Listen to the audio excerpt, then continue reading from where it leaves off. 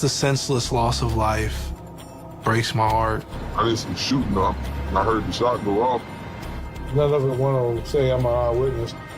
We've got to be courageous if we want to live in a safer community. But there's fear if I say what I know, is someone going to retaliate against me? You know how bad it kills me? I just want to scream out his name. Then do it. That would get me killed. I got the call from homicide. One of the prime witnesses in this case is dead. There's really no witness saying I saw him shoot him. We felt very optimistic that we had a self-defense claim. For those most affected by a homicide, I love him. It's just hard not to be able to say that to him face to face. the first 48 is just the beginning. This is the story of the fight for justice in the weeks. Closing time at an after-hours club on the south side. A shot rings out. Bystanders find a man hit and call 911. But doctors can't save him.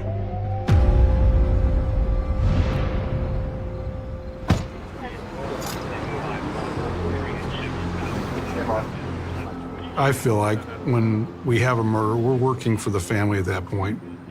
I'm a Detective Mark Kennedy with the Tulsa Police Department Homicide Unit. When I realized this was a club shooting, my hope was you're more than likely going to have several witnesses.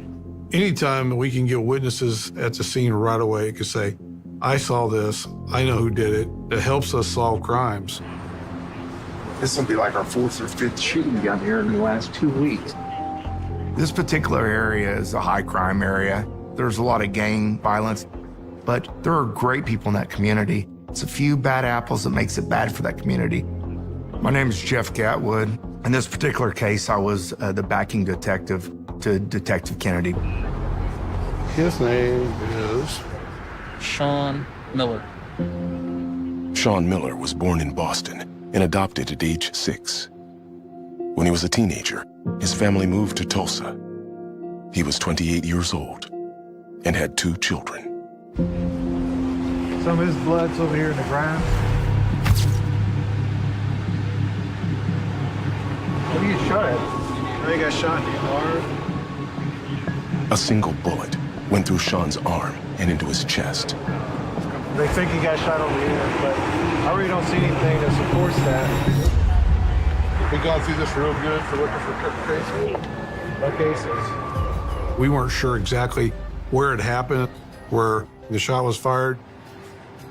The lack of evidence was definitely something that was working against us. There may have been an argument inside of the bar with the bar owner, and that's all the information we have. The club owner has been taken to headquarters for questioning. So who all do we Missing have here? teeth. This guy was in the parking lot. Hey, how you doing? How you doing, sir? You were sitting out here when this happened. I did some shooting. I heard the shot go off. So was there a bunch of people out here whenever this happened? Parking lot was full of people. I was very frustrated that we did not have more people in the parking lot still. Very remarkable how few people stayed. Everybody left, and that was an obstacle. All right, so the guy who did the shooting, where'd he go? I mean, I don't know. I wasn't paying attention. I'm used to gunshots. So when I heard the gunshot, I seen everybody, running around. All right, and that's all you saw, Yes, sitting sir. right there the whole time. Sir. I appreciate you.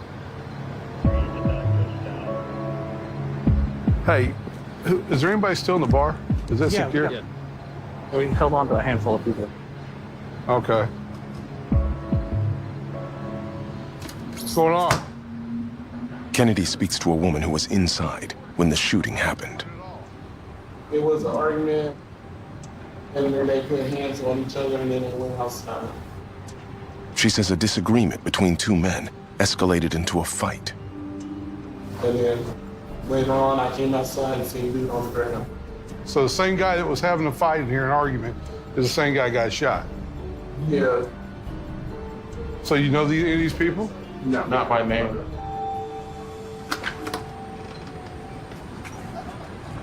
None of them want to say I'm an eyewitness. They're giving us bits and pieces, but they're being reluctant to tell the whole thing. There's certainly some distrust of law enforcement in the community. My name is Sean Terrell, and I currently work with the Community Engagement Unit. There's fear if I say what I know, is someone gonna retaliate against me? I think that's a legitimate concern. Snitches in their world end up hurt sometimes or even murdered. I'll see you downtown.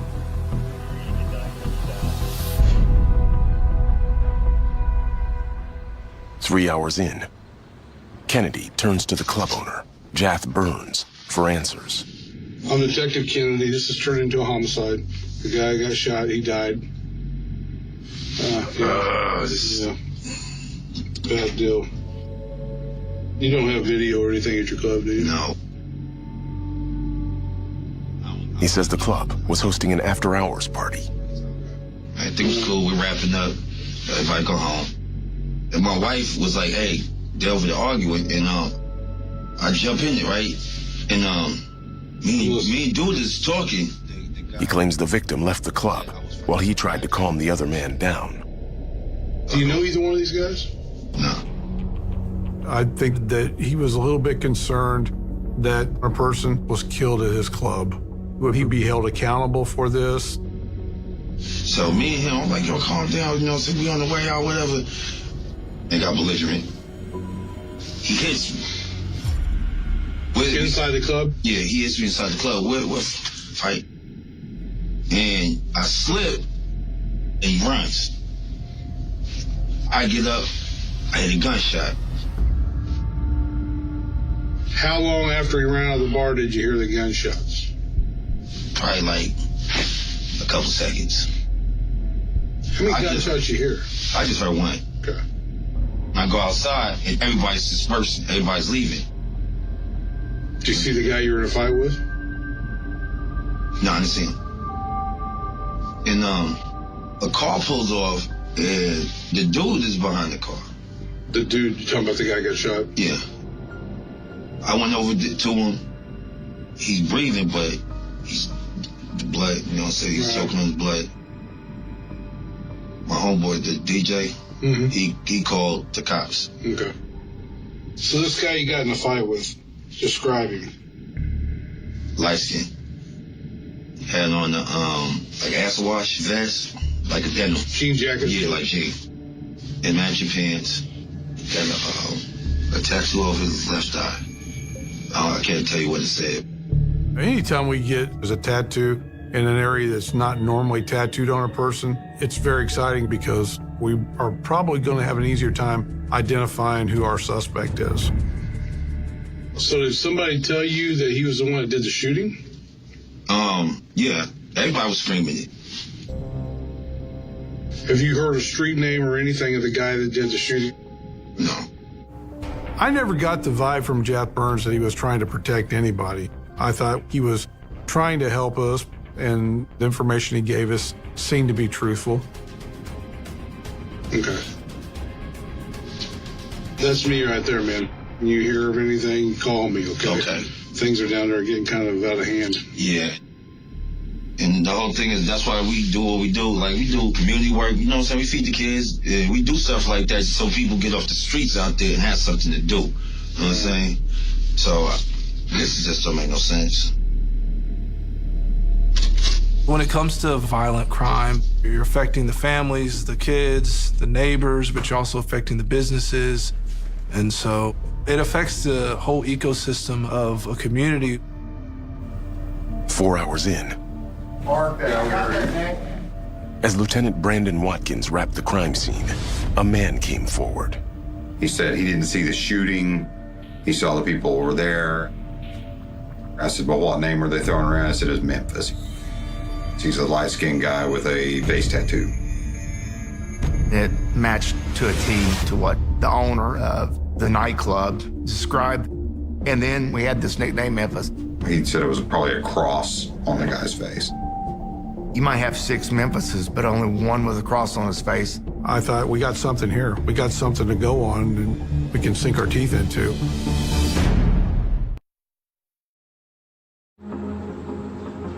Here's another half birthday. Oh. Look at that one. Yeah, that's neat. That's how I remember Sean, just always smiling.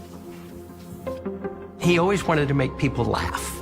He's kind of a jokester, you know, he would play pranks, and he was always smiling. This is when we were first meeting Sean in Boston, just to see if we were going to bond or not. When you're in an adoptive situation, there's always that unknown. And so our desire was to put Sean into a stable environment. This is your forever family. But after Bill and his previous wife divorced, Sean started getting into trouble. He was just having a hard time. And it got to the point to where Sean had to leave the home and go to a ranch for troubled youth. Then he got out, and we were getting closer, you know, as a father and a son. This button was made, you know, of Sean. So I keep these on my desk just to remind me, which is good and sad at the same time. That's the hard part, what could have been. He had just gotten himself established. He was working in construction. So it was hard when he died that all those dreams were gone.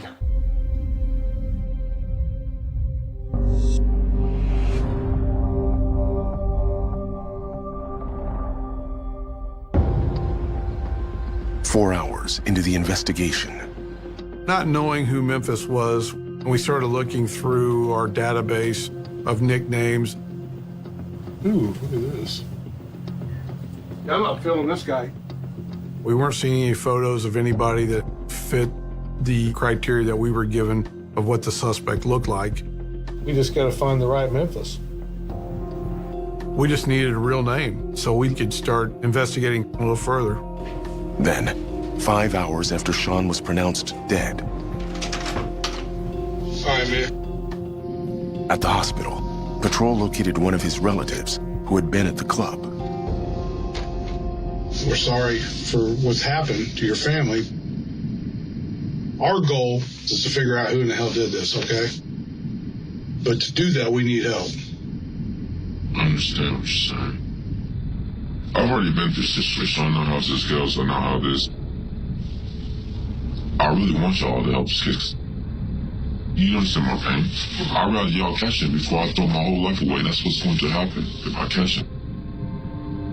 Do you know who it is? I can't tell you who it was. If I knew who it was, I couldn't tell you. He's implying that this may somehow have something to do with gang ties, and this is something that could get him killed as well if he was to cooperate with us.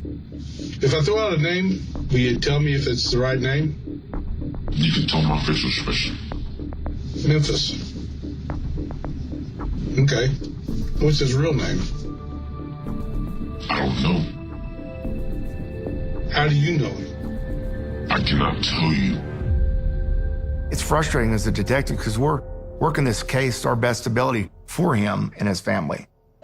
If you know, just tell me. It's your family member. Come on. You know how bad it kills me. I just want to scream out his name, but the fact that... Then do it. Ain't no. Because that will get me killed. I will be killed by morning. Sean, it means more than anything. That should not happen. I agree. We tell people in the community that we need your help. I mean, we're not the people that are just solving these murders. It's the help of you and the community that also help us solve these murders. 6 hours in, Kennedy and Gatwood head back to the crime scene. There's cameras all over this place. Right here. We got to find out who Memphis is.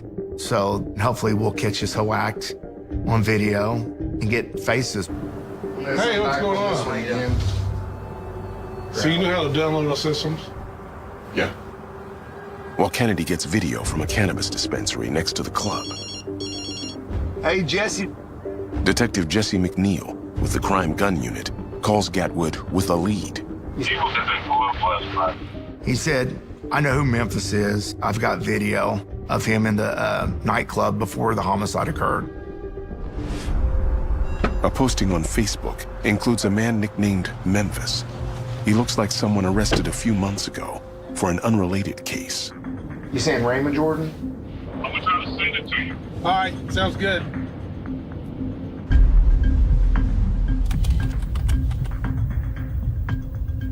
Raymond Jordan. He's about the right age. Has a cross on his face. 29-year-old Raymond Jordan has prior convictions for possession of a firearm while in the commission of a felony and drug possession. He's a father of 3. Hey, Mark. Jesse sent us the video.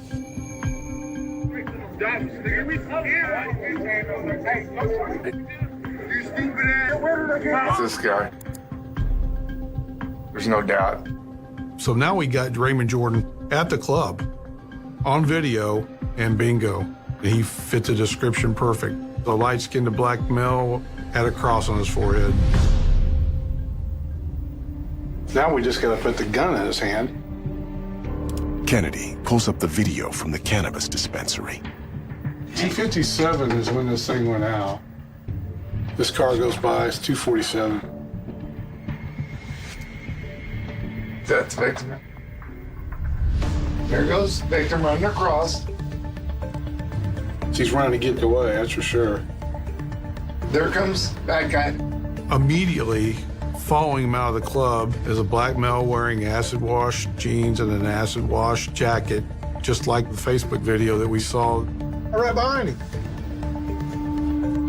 This should be getting ready to happen.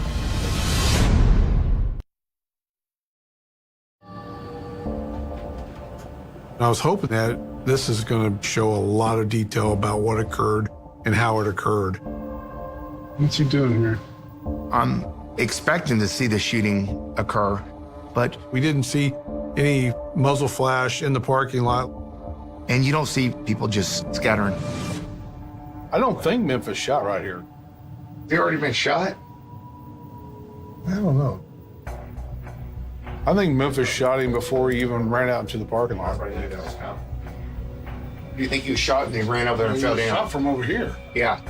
Raymond was following him out of the club like he was trying to chase him back down. I don't even think he knows the guy's dead over here yet. There's a guy right behind him. The next thing we see is Jath Burns, right there with Raymond Jordan. The club owner appears to talk to the suspect. I go outside and everybody's dispersing. Everybody's leaving. Did you see the guy you were in a fight with? No, I didn't see him. And it looks like he's probably telling Jordan he needs to get out of here, leave. He had to have seen it. Dude, it wasn't like you got knocked down and... Yeah, we can't let him wiggle waggle like that. Let's go grab him. Why did you not tell us any of that information earlier? It's very frustrating. And I'm thinking that Raymond and Jath may know each other. We're gonna bring him back here. 11 hours into the investigation. After finding out that Jath didn't tell us the whole truth, I didn't want to go in there and really get mean with him because I didn't want him to shut down. I want you to be totally honest with me. Earlier you told me that you got in a fight with him, you slipped, you fell, and then while you're inside the bar, you heard a gunshot, and then you went outside. Yeah. I just see the shooting. I think you might have been outside and saw the shooting part of it. No, I didn't see him shooting. I heard the gunshot. Okay, dude. We got video.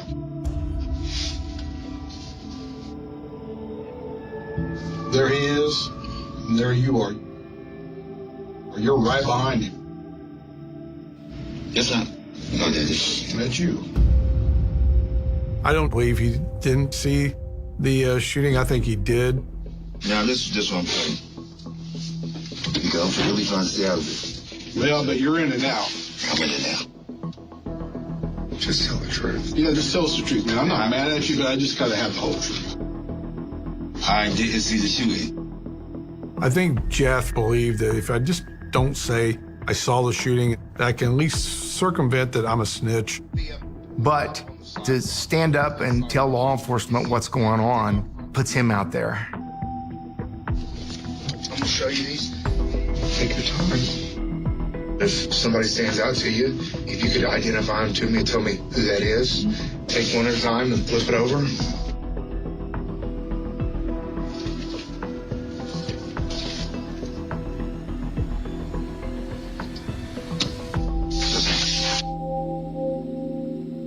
This might be a deal where, this goes to court. You may have to come down there and say that was the guy I got in a fight with. If I gotta do that. Telling us what you know helps us get that dangerous person off the street that much quicker. It takes courage, and we've got to be courageous if we want to live in a safer community. We've got to say enough is enough. We need to find Raymond, get him down here, interview him, and see what we find out that way.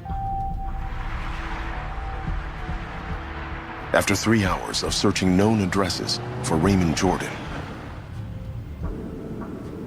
got a call from a beat officer out there who's familiar with our suspect, and he knew where he might be staying.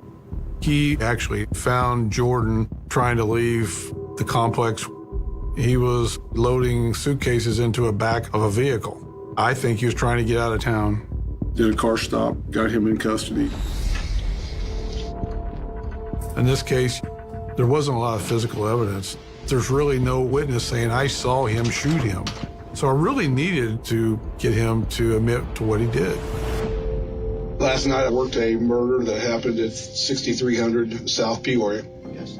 It's a after-hours club. And you've been named as a suspect in that, okay? I went there. It's other Memphises. No one interview's the same. You have to go at different people different ways. And you read that person and you try to develop a technique.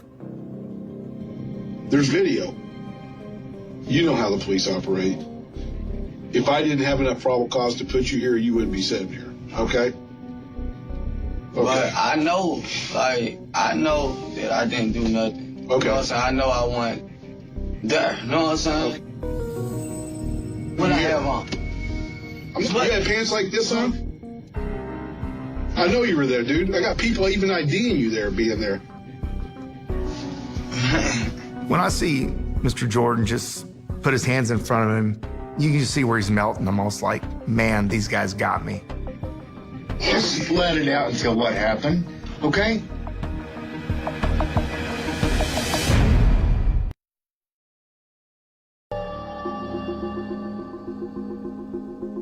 Raymond started off by lying. His automatic answer was, I wasn't there. And so how are we going to get past the lying?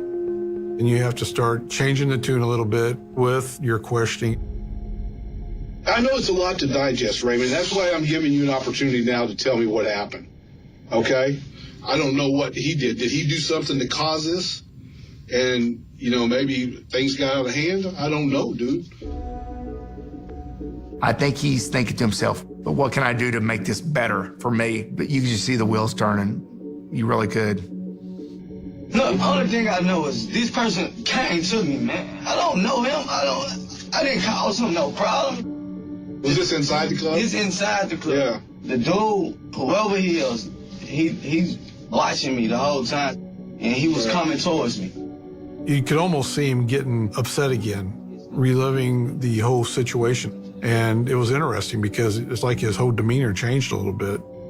So I would sit at the table, open my plate, I'm eating my food. When I look up, this same dude that was coming towards me was right here in my face. You know what I'm saying? Right here in my face, and I'm eating my food. And he got his hand out like this. And I'm like... Like you wanted you to shake his hand? If he trying to intimidate me, I'm not feeling intimidated, honestly.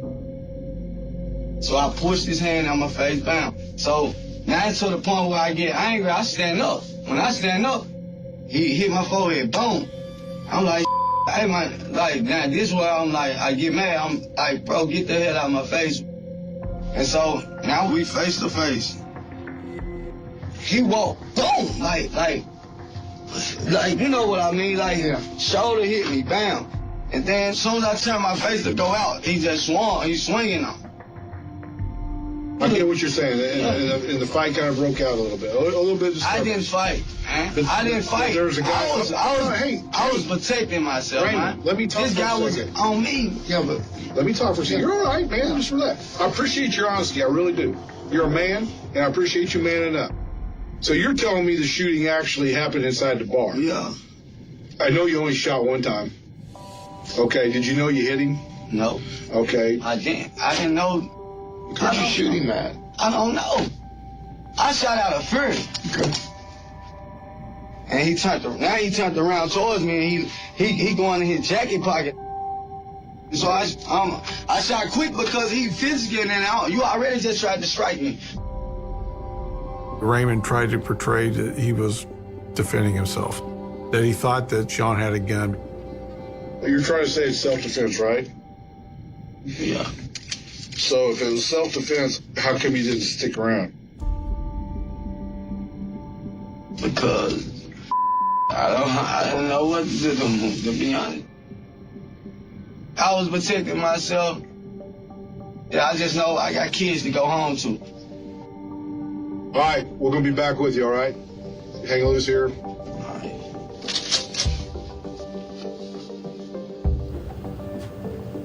I think Raymond Jordan got mad, felt like he was disrespected, and shot Sean for no reason. Just 19 hours into the first 48. New this morning, we're getting our first look at the man accused in Tulsa's 70th homicide of the year. Raymond Jordan is in jail, facing a first-degree murder charge. There was a sense of good. They caught the bad guy. But I wanted justice. What he did was wrong. And there needs to be some consequences. Anytime you've got a confession as a prosecutor, it's a great thing. I'm Kevin Gray, I'm an assistant district attorney at the Tulsa County District Attorney's Office. In a case like this, we know who did it. The question is why? And that's what the jury's gonna focus in on. That's where they're gonna get hung up on. And that's where the whole focus of the defense case is gonna be. Raymond's statement to police, I felt, worked in our favor. My name is Brian Boheim. I was defense counsel for Raymond Jordan. From the first time we met Raymond, he was adamant that he thought that Sean Miller was going for a gun. So we felt very optimistic that, if nothing else, we had a self-defense claim. But the witness to corroborate Raymond Jordan's story was paramount to that. You don't have any witnesses, you don't have a case. So for us, it's a huge problem if people aren't willing to come forward. There's one witness both sides are counting on. The owner of the club. Jeff Burns was always somebody from the initial reports that we knew would have a story to tell. We needed to get to some truth through him because he was the closest person to the events that we knew of. So was he key? You bet. But then, 911. We need the police now.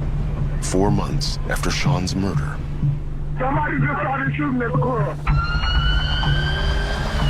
When I got the call on homicide, it's happened over here at this club. You'll never guess who the victim is.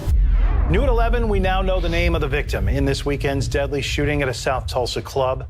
Jath Burns, owner of Uptown Lounge. What kind of case am I going to be putting on in front of the jury? One of the prime witnesses is dead.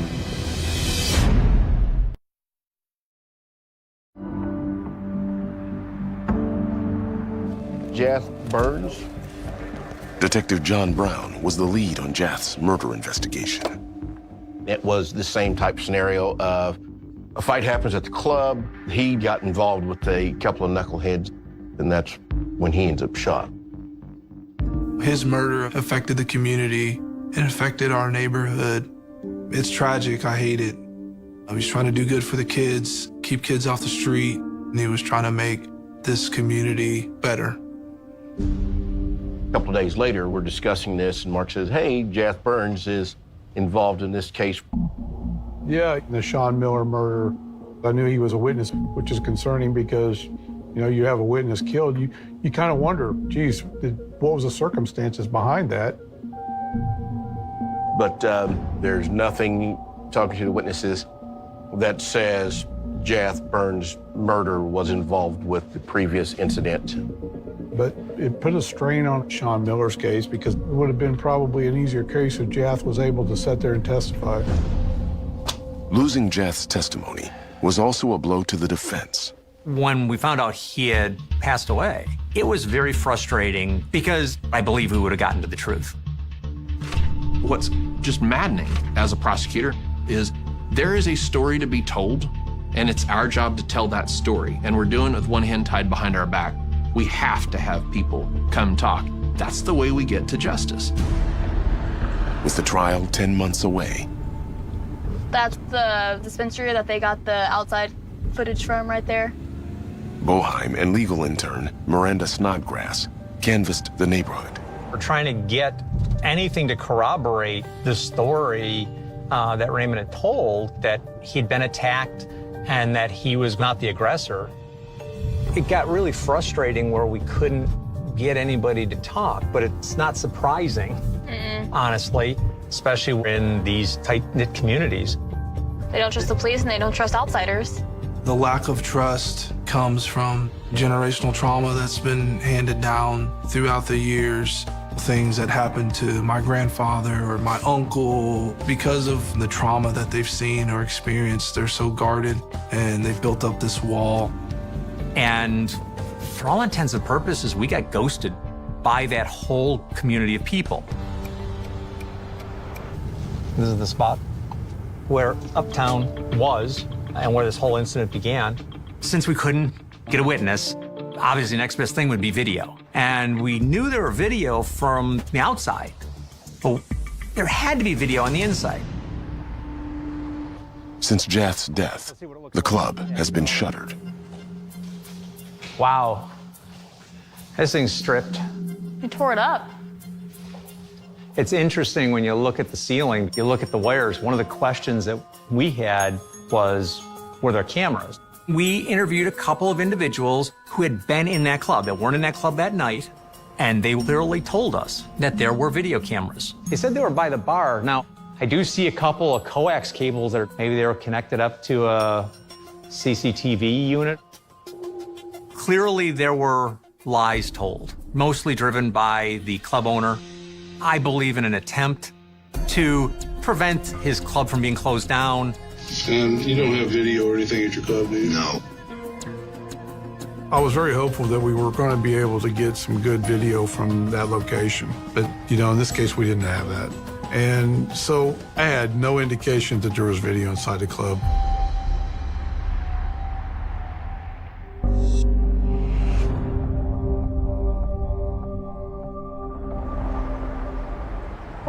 I do want to thank all of you for coming today. A few months after Sean was shot, we did a memorial service right here at this church. We lost a son, you lost a brother, you lost a friend, and a life was cut short because he was in the wrong place at the wrong time. And that was hard. That was hard to do. We need to pray that witnesses will speak up, and we need to trust that the Lord will bring justice. A year after Sean's death, the trial of Raymond Jordan begins. No one who saw the shooting has agreed to testify, but there is a key witness prepared to take the stand. Medical examiner Cheryl Niblo. The bullet went from the right upper arm through the right mid-back soft tissue, at which time it would have kept going and just exited the back, and it would not have been a fatal wound. But it hit the scapula and bounced into the right chest cavity, went through the right lung, went through the aorta, went through the left lung, and essentially he had bled to death. I put her on the stand because Sean Miller's body told a part of this story, and she was the witness who was going to have to help Sean Miller speak. On cross-examination, Mr. Boheim asked me if the victim's arm was outstretched with the thumb up, an aggressive position. I was excited about the opportunity of being able to finally show the jury what was our strongest corroborating evidence, that Sean Miller had extended his arm in such a way that he was either holding a gun and pointing it, or he was reaching in an aggressive fashion for Raymond Jordan. Could that have been consistent with the pathway of the bullet going through the back of the upper arm and hitting the scapula? Yes, it's consistent with the scenario. Honestly, it went perfect. I sat down feeling really confident that we had ensured self-defense.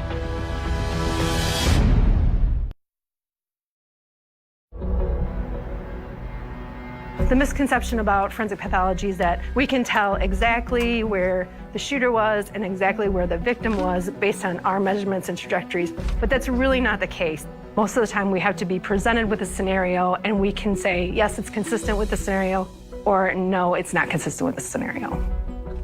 And so when a defense attorney asks a medical examiner, hey, would this position be possible? What I did as a prosecutor is to stand back up and give them other alternatives that are possible. Mr. Gray asked me if the injury could have been consistent with the victim cowering, trying to cover up his body, protect his torso area, and I had to agree that that was consistent with that position of the victim. This is not a guy advancing on him and coming after him. This is a guy who probably saw Raymond Jordan produce a gun and is turning to go away.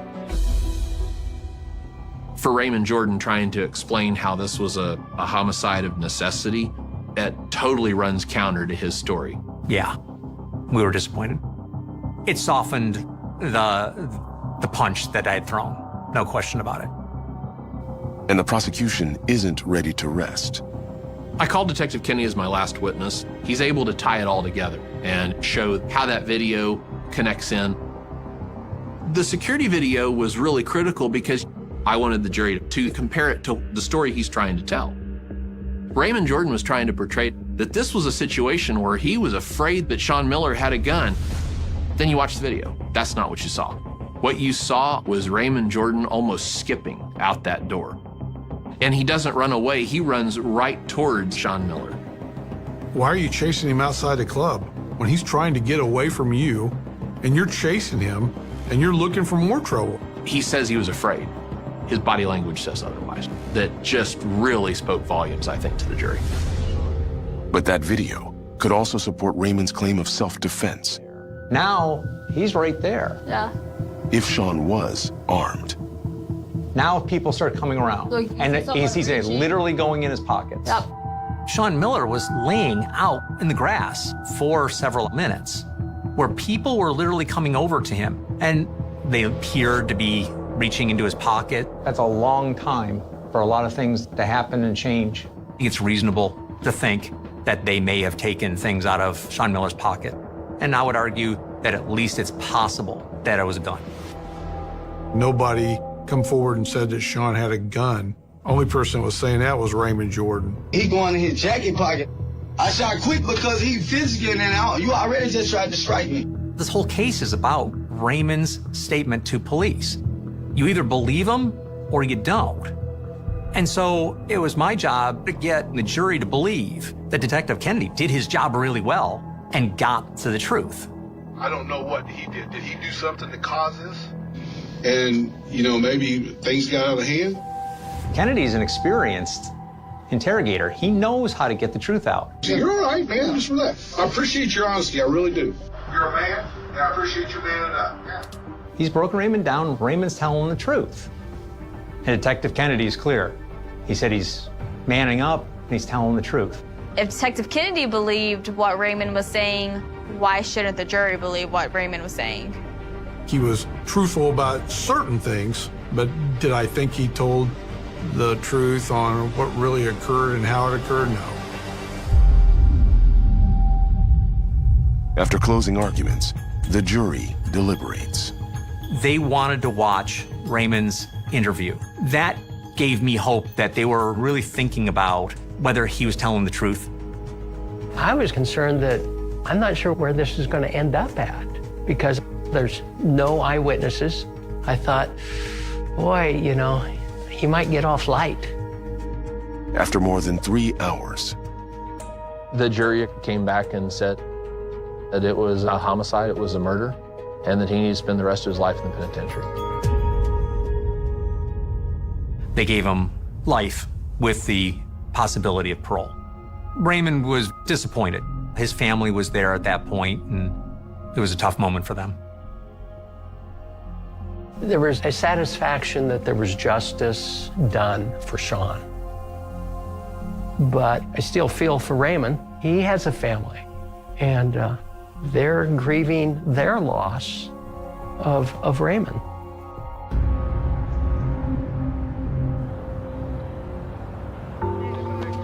Two years after Sean's murder, That felt so good. the community continues to try to heal. Several years back, they renamed 61st and Peoria Hope Valley.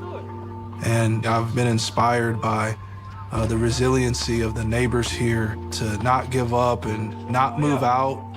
Give me 3! Boom! But really take ownership and, hey, this is where we live and we're gonna fight for it. When he's off duty, Sean Terrell serves as a youth pastor, as does Bill Miller. I got a letter from Raymond. And one of the things he mentioned in his letter is that I really hope you can forgive me. And so I'm writing this to him so that he knows that he's forgiven. One of the things that Jesus prayed is, Father, forgive them, because they don't know what they're doing. And I can say those same words to Raymond. If Sean was here today, I'd remind him that I love him. And it's just hard not to be able to say that to him face to face now. Georgia 1987 cold case solved. Shocking discovery reopens murder. The first thing investigators noticed was the silence. Not the silence of an empty street. Not the silence of a sleeping town. A different kind of silence. The kind that arrives when everyone suddenly realizes that something terrible has happened. It was just after midnight in a small Georgia community in the summer of 1987 when a deputy found a vehicle abandoned beside an old county road. The headlights were off. The driver's door was open. The engine was cold. And on the passenger seat sat a purse that belonged to 26-year-old Rachel Monroe. Rachel should have been home hours earlier. Instead, she had disappeared. There was no sign of a struggle outside the vehicle. No broken glass. No overturned furniture. No obvious blood. Just one shoe lying beneath the open driver's door. And on the windshield, a single streak that looked like a fingerprint. At first, nobody knew whether Rachel was missing voluntarily. By sunrise, they knew something was wrong. Rachel's apartment had been left unlocked. Her dog was still inside. Her dinner remained untouched. A cup of coffee sat on the kitchen counter. Her keys were missing. Her family called hospitals. Then friends. Then police. By morning, her photograph was being circulated through the county. A young woman with dark hair. Brown eyes. A quiet smile. A normal life that had suddenly stopped. Investigators immediately began reconstructing her final hours. Rachel had worked late at a small accounting office. She left shortly after 9:30 p.m. A coworker remembered seeing her walk toward her car. She had waved. She had smiled. Nothing seemed unusual. At 9:47 p.m., Rachel stopped at a convenience store. The clerk remembered her buying cigarettes and a bottle of water. At 10:03 p.m., she made a phone call. The number belonged to her older sister. The conversation lasted less than 3 minutes. Rachel said she was driving home. Then the line went dead. That was the last confirmed contact anyone had with her. At 11:18 p.m., a motorist reported seeing a dark sedan parked beside the county road. At 12:06 a.m., the deputy discovered Rachel's vehicle. Her purse was inside. Her wallet was inside. Cash was still there. Her identification was still there. Nothing suggested robbery. The abandoned car became the center of the investigation. Crime scene technicians photographed every surface. They collected fingerprints. They collected fibers. They searched the roadside with flashlights. They found the shoe. Then they found another object. A small silver button. It was lying beneath the passenger seat. Investigators placed it in an evidence envelope. At the time, it seemed insignificant. That tiny button would remain in the case file for more than 3 decades. But in 1987, nobody knew that. The search for Rachel began before sunrise. Volunteers gathered. Police dogs were brought in. Helicopters searched nearby fields. Teams moved through wooded areas. The county road was closed. Every ditch was examined. Every abandoned building was checked. But Rachel was nowhere. Then an anonymous caller changed the investigation. A man called the sheriff's office at 4:20 p.m. He claimed he had seen Rachel's car earlier that night. He said a man had been standing beside it. The caller refused to give his name. He said he did not want to get involved. The detective asked what the man looked like. The caller described a tall figure. Dark jacket. Baseball cap. Then the call ended. Investigators tried tracing it. Nothing. No name. No number. No location. Just a voice. The case quickly became a nightmare. Rachel had not simply disappeared. Someone had seen her. Someone knew where she was. And someone was refusing to talk. Investigators focused on people who knew Rachel. An ex-boyfriend. A co-worker. A neighbor. A man she had briefly dated. All were questioned. All denied involvement. One suspect stood out. Thomas Avery. 31 years old. Local mechanic. He had dated Rachel several months earlier. The relationship had ended badly. Friends said Avery had been angry. He had called Rachel repeatedly. He had appeared at her workplace. Rachel had told a friend that she wanted him to leave her alone. Avery denied stalking her. He admitted arguing with her. But he insisted he had not seen her that night. Police checked his alibi. It was weak. Avery claimed he had been working in his garage until nearly midnight. Nobody could confirm it. Investigators searched the garage. They found nothing connecting him to Rachel. No blood. No clothing. No weapon. No obvious evidence. Avery was released. The investigation continued. Weeks became months. Then months became years. Rachel was never found. The case became one of those stories people in the county whispered about. Some believed she had been taken by a stranger. Others believed someone close to her was responsible. A few insisted she had left voluntarily. Her family rejected that explanation. Rachel had never disappeared before.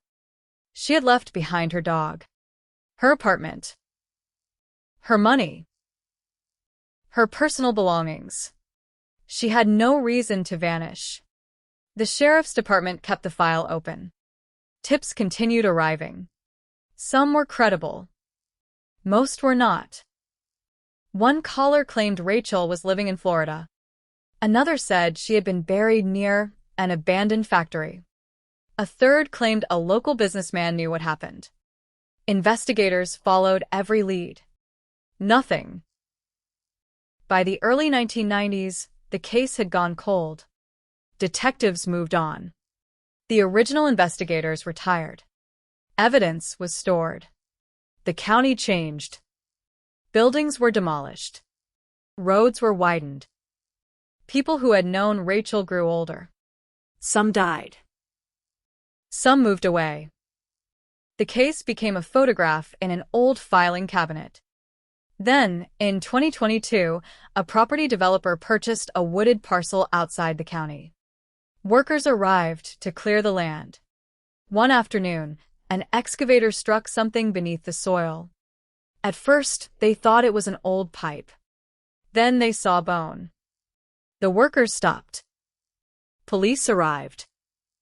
The area was sealed. Forensic investigators began digging.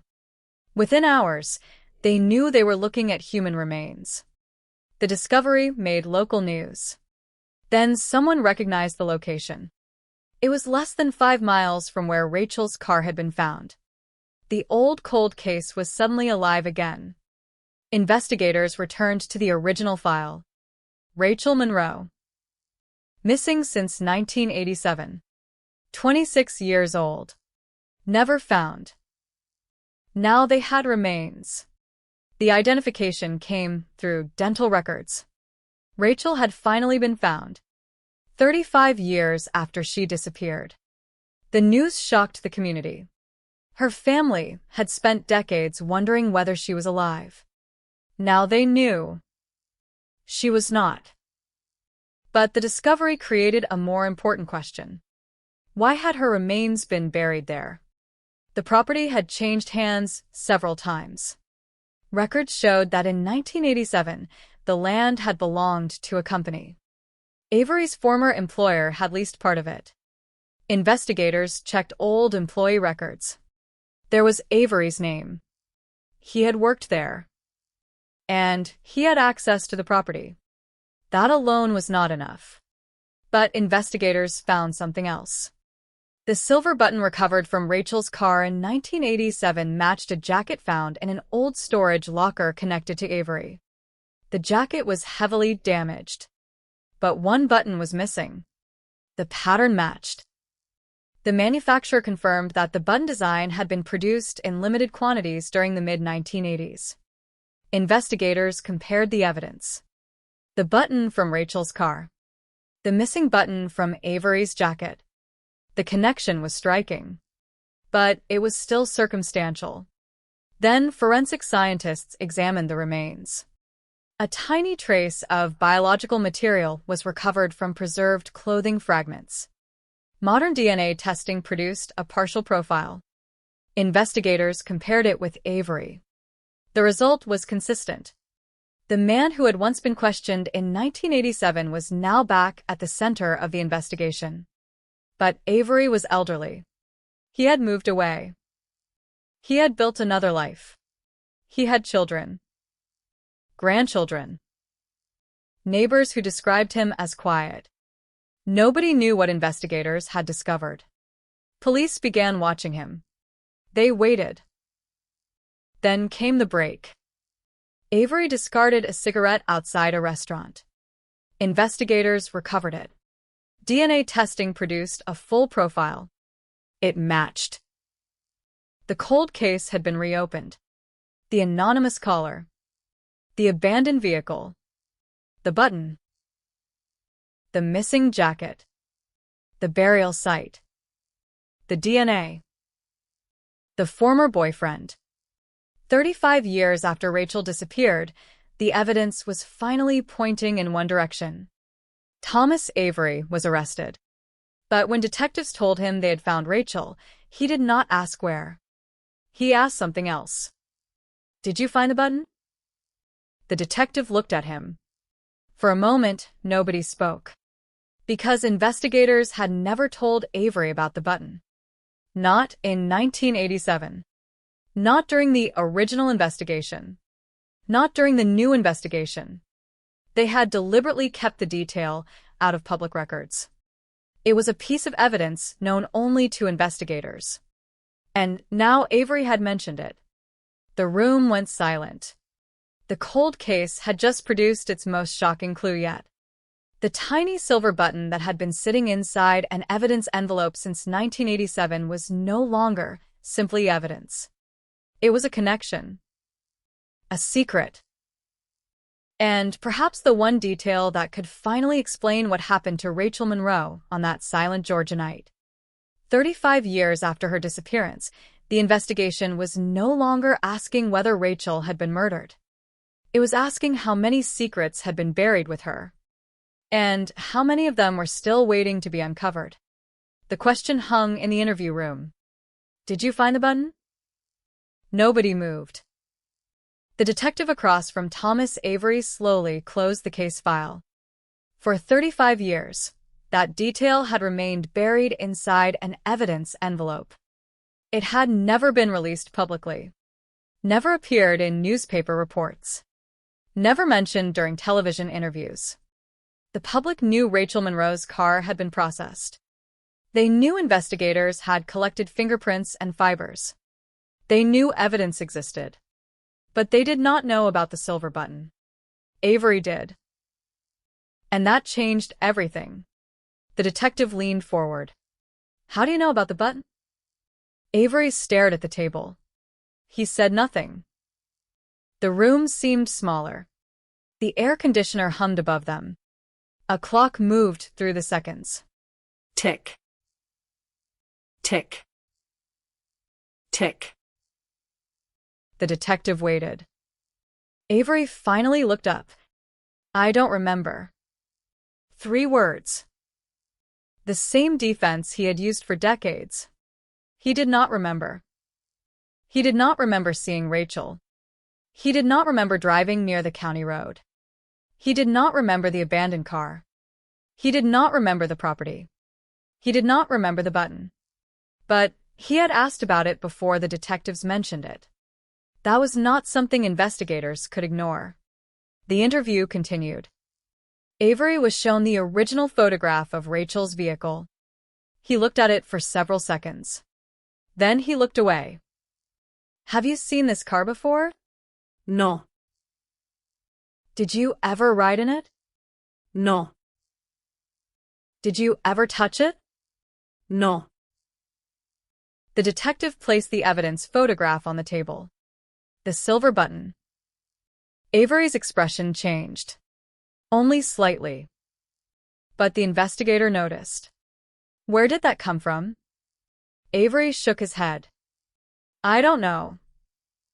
You just asked if we found it. I guessed. Why would you guess? No answer. The detective waited. Avery rubbed his hands together. His fingers trembled. Age had changed him. He was no longer the 31-year-old mechanic investigators had questioned in 1987. He was an old man now. Gray hair. Slow movements. A body weakened by decades. But the eyes were familiar. The same eyes from the old interrogation photographs. The same man who had once sat across from detectives and insisted he had never seen Rachel that night. The interview ended without a confession. But investigators no longer needed one to proceed. They had the DNA. They had the burial site. They had the vehicle connection. They had the button. And now they had something far more powerful. Avery knew about evidence that only the killer should have known. The prosecution immediately began building the case. But there was a problem. The button alone could not prove murder. Even if it belonged to Avery's jacket, it could have been transferred. The jacket could have been near the vehicle at another time. Avery had known Rachel. They had dated. Their paths had crossed. The defense would argue innocent contact. Investigators needed to know what happened after Rachel vanished. The new excavation became crucial. Forensic teams returned to the property. The burial site was examined layer by layer. Soil samples were collected. Plant roots were analyzed. Investigators mapped the position of the remains. They discovered that the grave had been deliberately concealed. It was not a shallow accident. Someone had dug. Someone had placed Rachel there. Someone had covered the ground. The soil showed evidence of disturbance consistent with a grave dug decades earlier. That meant the person responsible had taken time. The killer had not simply left Rachel somewhere. The killer had made an effort to hide her. Investigators examined the surrounding area. There were no houses nearby in 1987. No streetlights. No regular traffic. The location was isolated. That explained why Rachel had remained undiscovered for so long. Then investigators compared the location with Avery's old employment records. His workplace had least access to the property. His name appeared on maintenance logs. His truck had been recorded entering the area. Not in November 1987. That record was gone. But in the months surrounding the disappearance, Avery had used the property repeatedly. The defense could still argue that he had a legitimate reason to be there. And he did. That was the problem. He had access. He had knowledge. He had opportunity. But investigators still needed to connect him directly to Rachel. They returned to the original vehicle evidence. The 1987 photographs were digitized at extremely high resolution. The passenger seat, the floorboard, the door, the dashboard. Every detail was enlarged. The silver button appeared beneath the passenger seat. Investigators compared it with photographs of Avery from the same year. In one photograph, Avery was wearing a dark work jacket. 4 silver buttons were visible.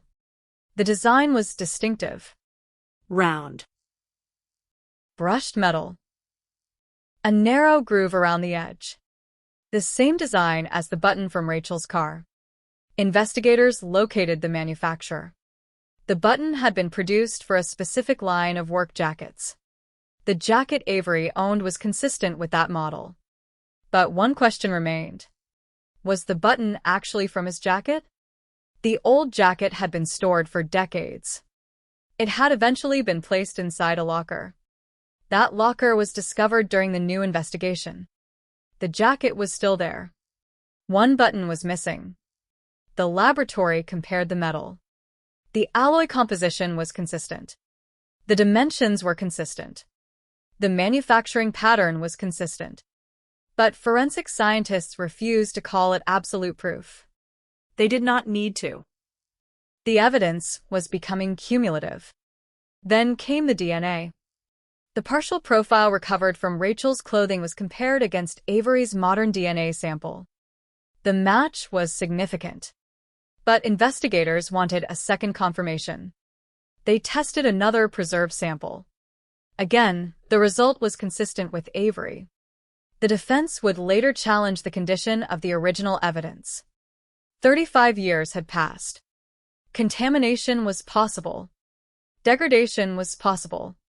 But the laboratory documented the chain of custody. The evidence had remained sealed. The original investigators had preserved it correctly. No unexplained handling appeared in the records. That made the DNA difficult to dismiss. The case was now moving rapidly. But the most important breakthrough came from an unexpected person. A retired police dispatcher. Her name was Linda Hayes. She had worked the overnight shift in 1987. She was 80 years old when investigators found her. At first, she said she remembered almost nothing. Then detectives mentioned Rachel's name. Hayes stopped. I remember that night. She remembered the emergency calls. She remembered the missing woman's photograph. She remembered the deputy who found the car. But there was something else. A call. A strange call. The anonymous caller. Hayes had been the dispatcher who received it. The original report described the caller as male. Nothing more. But Hayes remembered his voice. She said it sounded frightened. Not angry. Not excited. Frightened. She remembered the caller saying one sentence. There was a man there. Then another. He had a green truck. That detail was missing from the official report. Hayes had written it down, but the report did not include it. Why? She could not explain. Maybe the detective had decided it was unreliable. Maybe the information had been considered too vague. Maybe it simply disappeared during the paperwork. Hayes still had something. An old personal notebook. She had kept it after retiring. Inside was a handwritten entry from the night Rachel disappeared. The date. The time. And 4 words. Green truck. Thai man. Investigators photographed the page. Then they compared it with Avery. 6 feet 2 inches. Dark green pickup. The description fit. But there was more. Hayes remembered that the caller had asked whether the police had found the vehicle. That meant the caller had been close enough to know about it. The detective asked whether she remembered his voice. She hesitated. Then she said something that sent investigators back to the evidence room.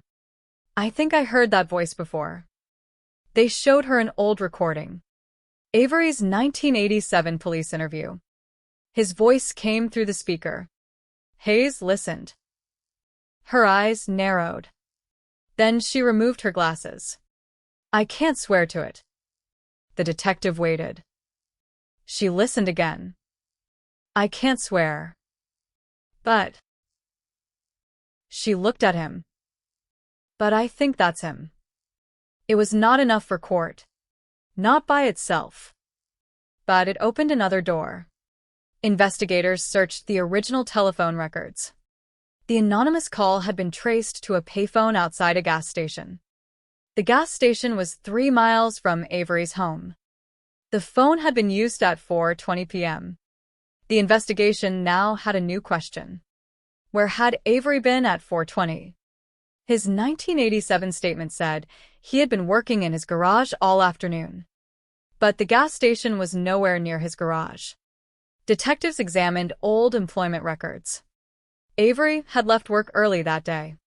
His supervisor had forgotten.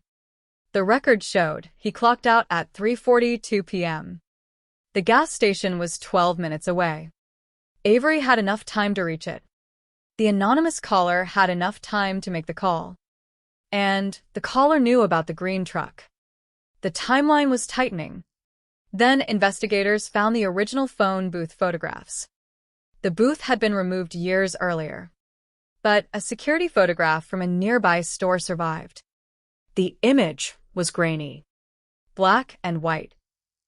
Taken from across the parking lot. At 4:17 p.m., a green pickup appeared in the frame. 3 minutes later, the vehicle was gone. The license plate was unreadable. But the shape matched Avery's truck. The image was not perfect. It never could be. But it was another piece. And the investigators were beginning to realize something. The anonymous caller might not have been a random witness. He might have been the person who knew exactly what had happened. He might have been Avery. Perhaps the call had been an attempt to control the investigation. Perhaps he wanted police to believe there was another man. Perhaps he wanted to create confusion. If so, it had worked. For 35 years. The original detectives had searched for a stranger. They had chased descriptions. They had followed rumors. They had looked for a tall man in a dark jacket. Meanwhile, the real suspect had remained nearby. Avery had watched the investigation. He had watched Rachel's family search.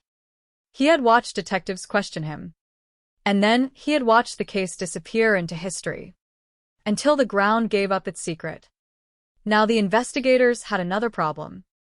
They needed to know whether Avery had confessed to anyone. Not officially. Not in a police interview. But privately. A person he trusted. Someone who had heard something. That search led investigators to his former coworker.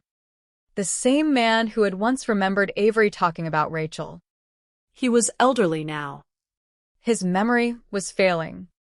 But when detectives showed him a photograph of Avery's old green truck, he remembered something. Avery had once asked him to help clean the vehicle. The request came the morning after Rachel disappeared. The co-worker remembered seeing mud inside. More than usual. He remembered a torn piece of fabric caught beneath the passenger seat. He had thrown it away. At the time, he thought nothing of it. Now the memory became explosive. Investigators asked whether he had ever told police. He said no. Nobody had asked. The detectives returned to the original case file. No mention of the coworker. No mention of the cleaning. No mention of the fabric. The missing details had been hiding in ordinary memories for decades. The case was becoming a lesson in how cold cases survive. Not because there are no clues. Because clues become separated from one another. One person remembers a truck. Another remembers a jacket. Another remembers a phone call. Another remembers a strange request. One evidence bag contains a button. Another contains DNA. One file contains a property record. Another contains an old photograph. For 35 years, nobody had placed them side by side. Now investigators did. And the picture was becoming impossible to ignore. Rachel's car. The green truck. The silver button. The burial site. The DNA. The anonymous call. The old photograph. The co-worker's memory. Avery's changing statements. Everything pointed toward the same night. The same road. The same man. And the same terrible secret. But prosecutors knew the case would be challenged. Avery's attorney had already announced that the evidence was circumstantial. He said his client was innocent. He said the investigation was driven by public pressure. He said memories from 1987 could not be trusted. And he had one argument that could not simply be dismissed. The only person who could tell the full truth was dead. Rachel could not testify. The killer's confession did not exist. The final minutes of her life remained locked in the past. So investigators went back to the evidence. Again. And again. Because in a cold case, memory fades. People die. Buildings disappear. Records are lost. But evidence can remain. And sometimes the smallest piece of it becomes the loudest voice in the room. The silver button had started as almost nothing. A piece of metal under a car seat. Now it had become part of a chain stretching across 35 years. And the closer investigators came to the truth, the more disturbing one possibility became. Avery may have believed the case was over. He may have believed Rachel had become a forgotten name. He may have believed that everyone who could connect him to that night had disappeared. But one thing had survived him. The evidence. And now the past was coming back for him. Not with a scream. Not with a confession. Not with a dramatic discovery in the middle of the night. With a button. A tiny piece of metal that had waited 35 years to tell investigators where to look. The old evidence room was almost empty when investigators opened the final storage cabinet. Most of the boxes had already been moved. Some had been destroyed according to retention schedules. Others had been transferred to digital archives. But one cabinet remained. Inside it were the original materials from Rachel Monroe's disappearance. A photograph of her apartment. A photograph of her car. Interview transcripts. Property records. Old maps. And the evidence envelope containing the silver button. The investigator placed the envelope beneath a bright examination lamp. The button looked exactly as it had decades earlier. Small. Silver. Unremarkable. But now every detail mattered. The laboratory photographed it from every angle. Then technicians examined the jacket recovered from Thomas Avery's storage locker. One button was missing. The surrounding fabric showed stress marks. The stitching had been pulled loose. The button had not simply fallen away. It appeared to have been forcibly torn from the jacket. That finding changed the significance of the object. The defense could argue that Avery's jacket had lost a button years earlier. But investigators could now show that the missing button had likely been removed during a violent encounter. And the button had been found inside Rachel's vehicle. The location was important. It had been underneath the passenger seat. Not on the roadside. Not outside the vehicle. Inside. Avery had always denied entering Rachel's car. Now the evidence suggested otherwise. Investigators reconstructed the interior using the original photographs. The driver's seat was pulled forward. The passenger's seat showed disturbance. The floor mat had shifted. The button had been pushed beneath its edge. The scene suggested movement. A struggle. Someone had leaned into the vehicle. Someone had pulled or grabbed clothing. Something had torn. A button had fallen. Then the person responsible had left. The detective studying the photographs suddenly noticed another detail. A small fiber near the button. It had been photographed in 1987 but never collected. The original photograph was enlarged. The fiber appeared dark blue. Investigators compared it with Avery's jacket. The material was consistent. Again, it was not absolute proof, but it strengthened the connection. The case was becoming a forensic puzzle built from fragments. The strange part was that almost none of the pieces were new. The button was old. The photograph was old. The witness statement was old.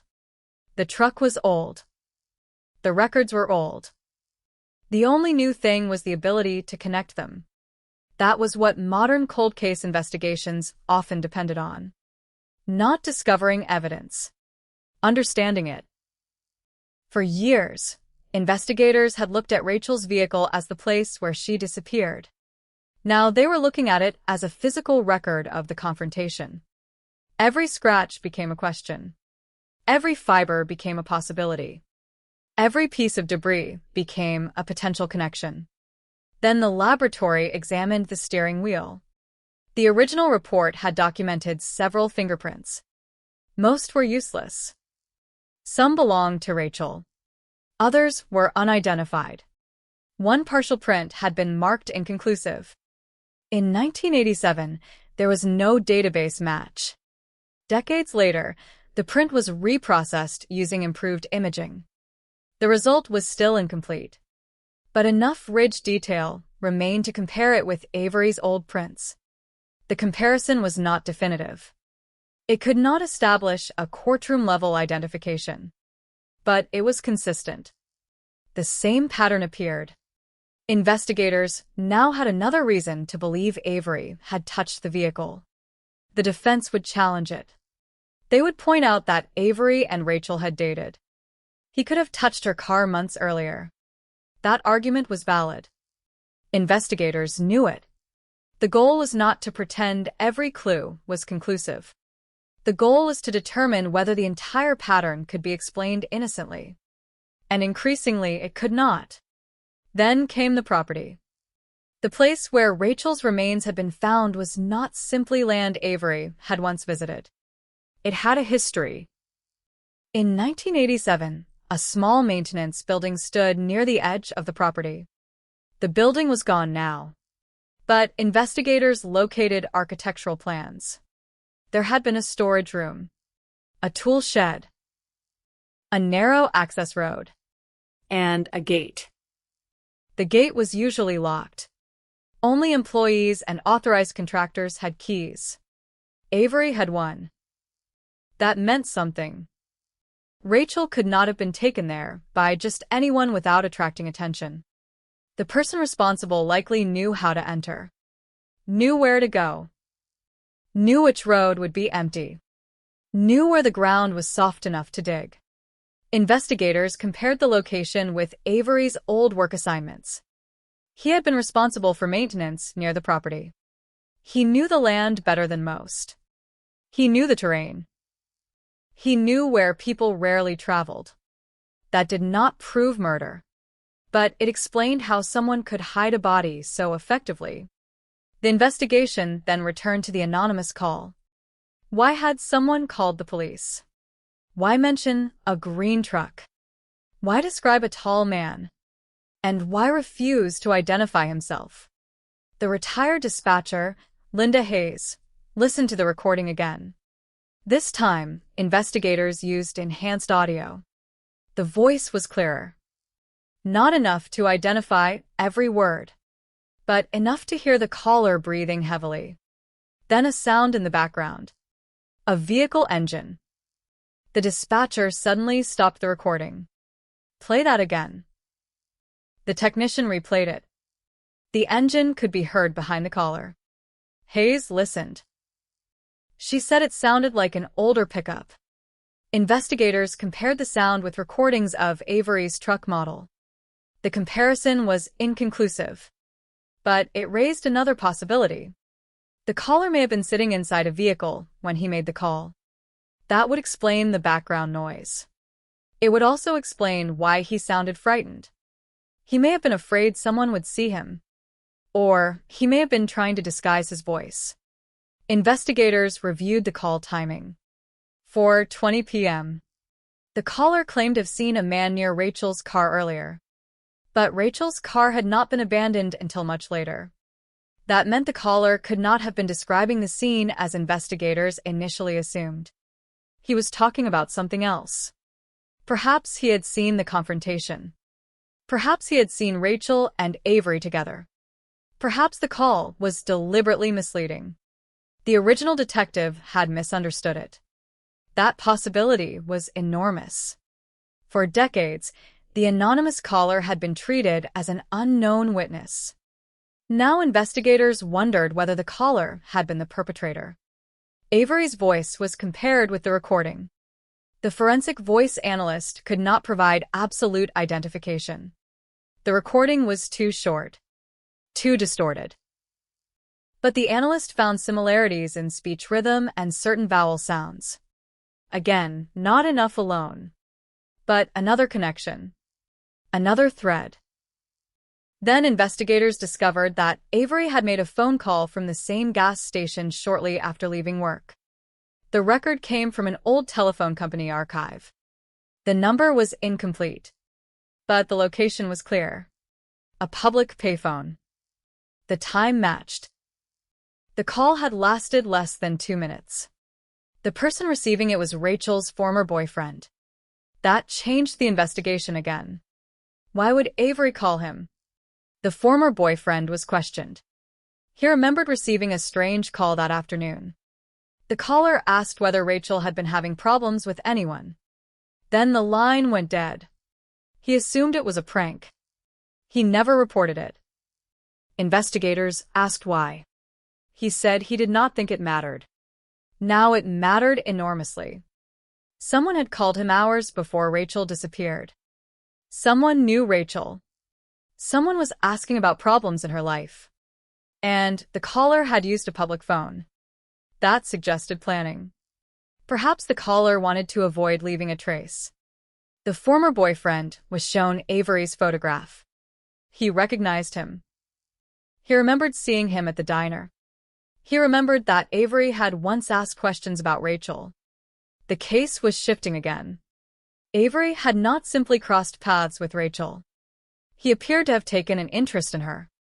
Maybe that interest had become fixation.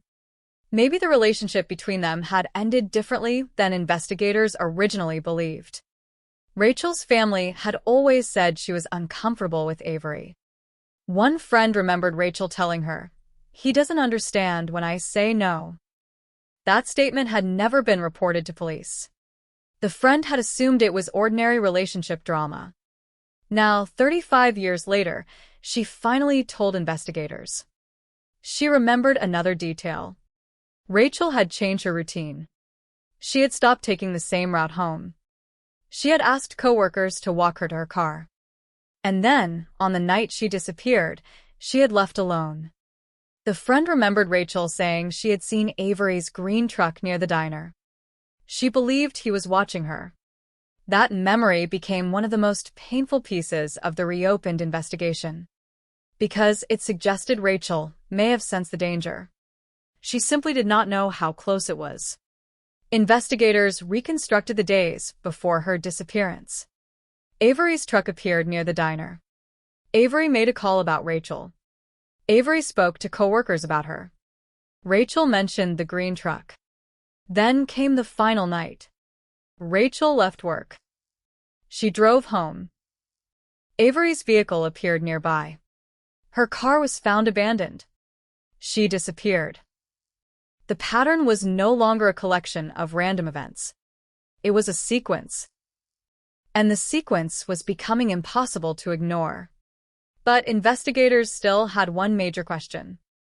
Where had Rachel been taken between the road and the burial site? The answer might be hidden in another forgotten record. A fuel receipt. A maintenance log. A security camera that no longer existed. Or perhaps something even smaller. Something nobody had thought to examine. The investigators began searching old business records along the route. Gas stations. Repair shops. Storage facilities. Restaurants. Anything that could establish movement during the final hours. Then they found a receipt. It was faded. The ink was almost gone. But the date remained. November 14th, 1987. The time was 11:31 p.m. The location was a rural fuel station. The vehicle description was handwritten. Green pickup. The clerk had written it because the driver had asked for cash back. The amount was small, but the receipt contained something else. A note. 2 words. Bleach. Rope. The clerk had never known why he wrote them. He simply remembered the customer asking for both.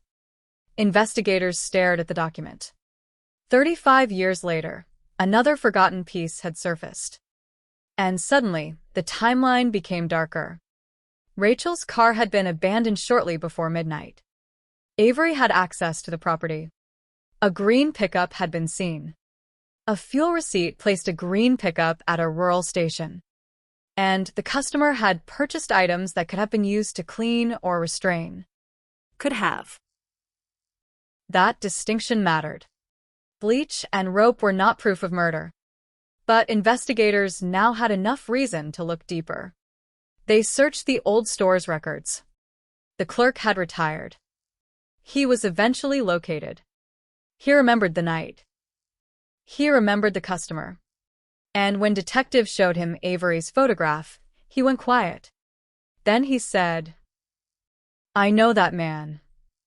The room fell silent. The cold case had just gained another witness. And this time, the witness remembered something that could place Avery on the road during the most critical hour of Rachel Monroe's disappearance. But there was one problem. The clerk also remembered someone else. A second person. Someone who had been standing outside the store. Someone wearing a dark jacket. Someone who had arrived in a second vehicle. And suddenly, the case that seemed to point toward one killer began opening another door. Because if the clerk was right, Avery may not have been alone that night. The clerk's memory changed the shape of the case. For 35 years, investigators had believed the night ended with one vehicle on one road. Now there might have been two. 2 vehicles. 2 people.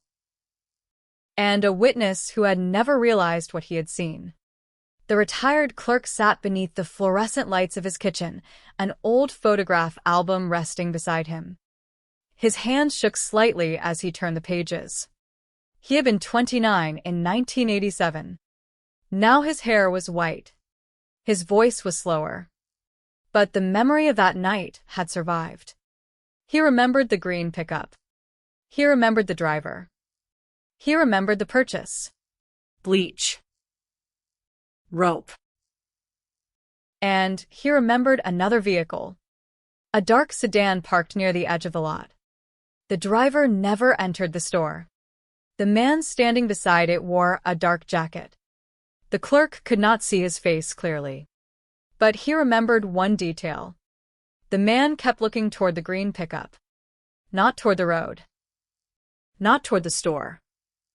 Toward Avery. That changed everything. Investigators asked the clerk whether the second man had spoken to Avery. He shook his head. No.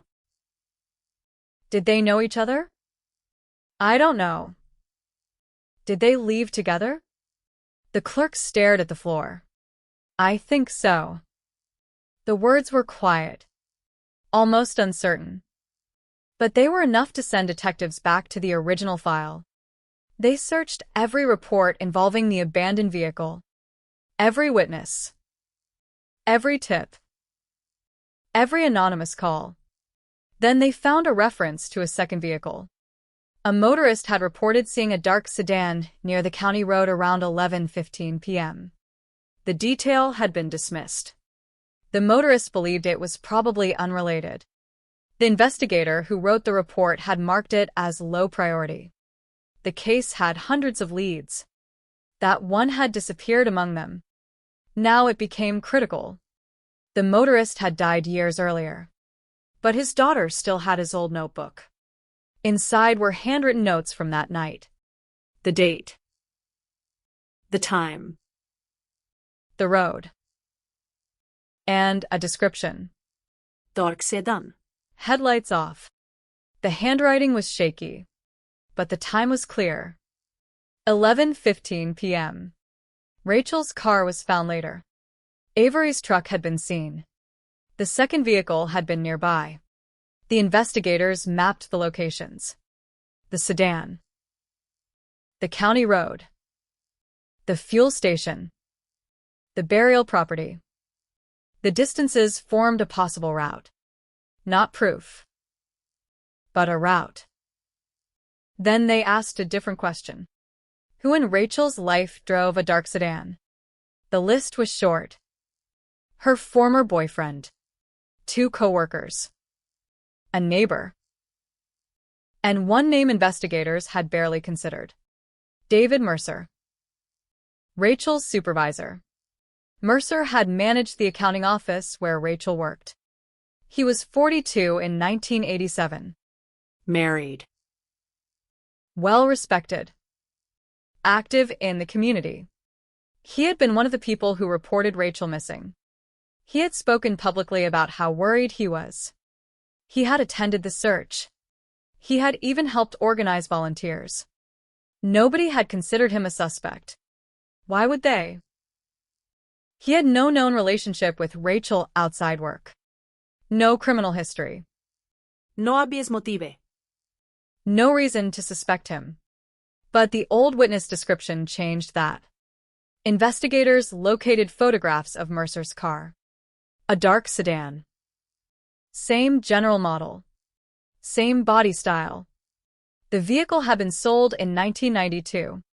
Its record survived. The registration placed it in Mercer's name in November 1987. Now detectives faced an uncomfortable possibility. What if the second vehicle belonged to someone who had never been investigated? The question spread through the reopened investigation. They began reconstructing Mercer's movements. On the night Rachel disappeared, Mercer claimed he had gone home after work. His wife remembered him arriving late. She could not remember the exact time. She said he seemed nervous. At the time, she assumed he was worried about Rachel. Now investigators wondered whether she had misunderstood. They examined his work records. He had left the office at 6:18 p.m. Nothing unusual.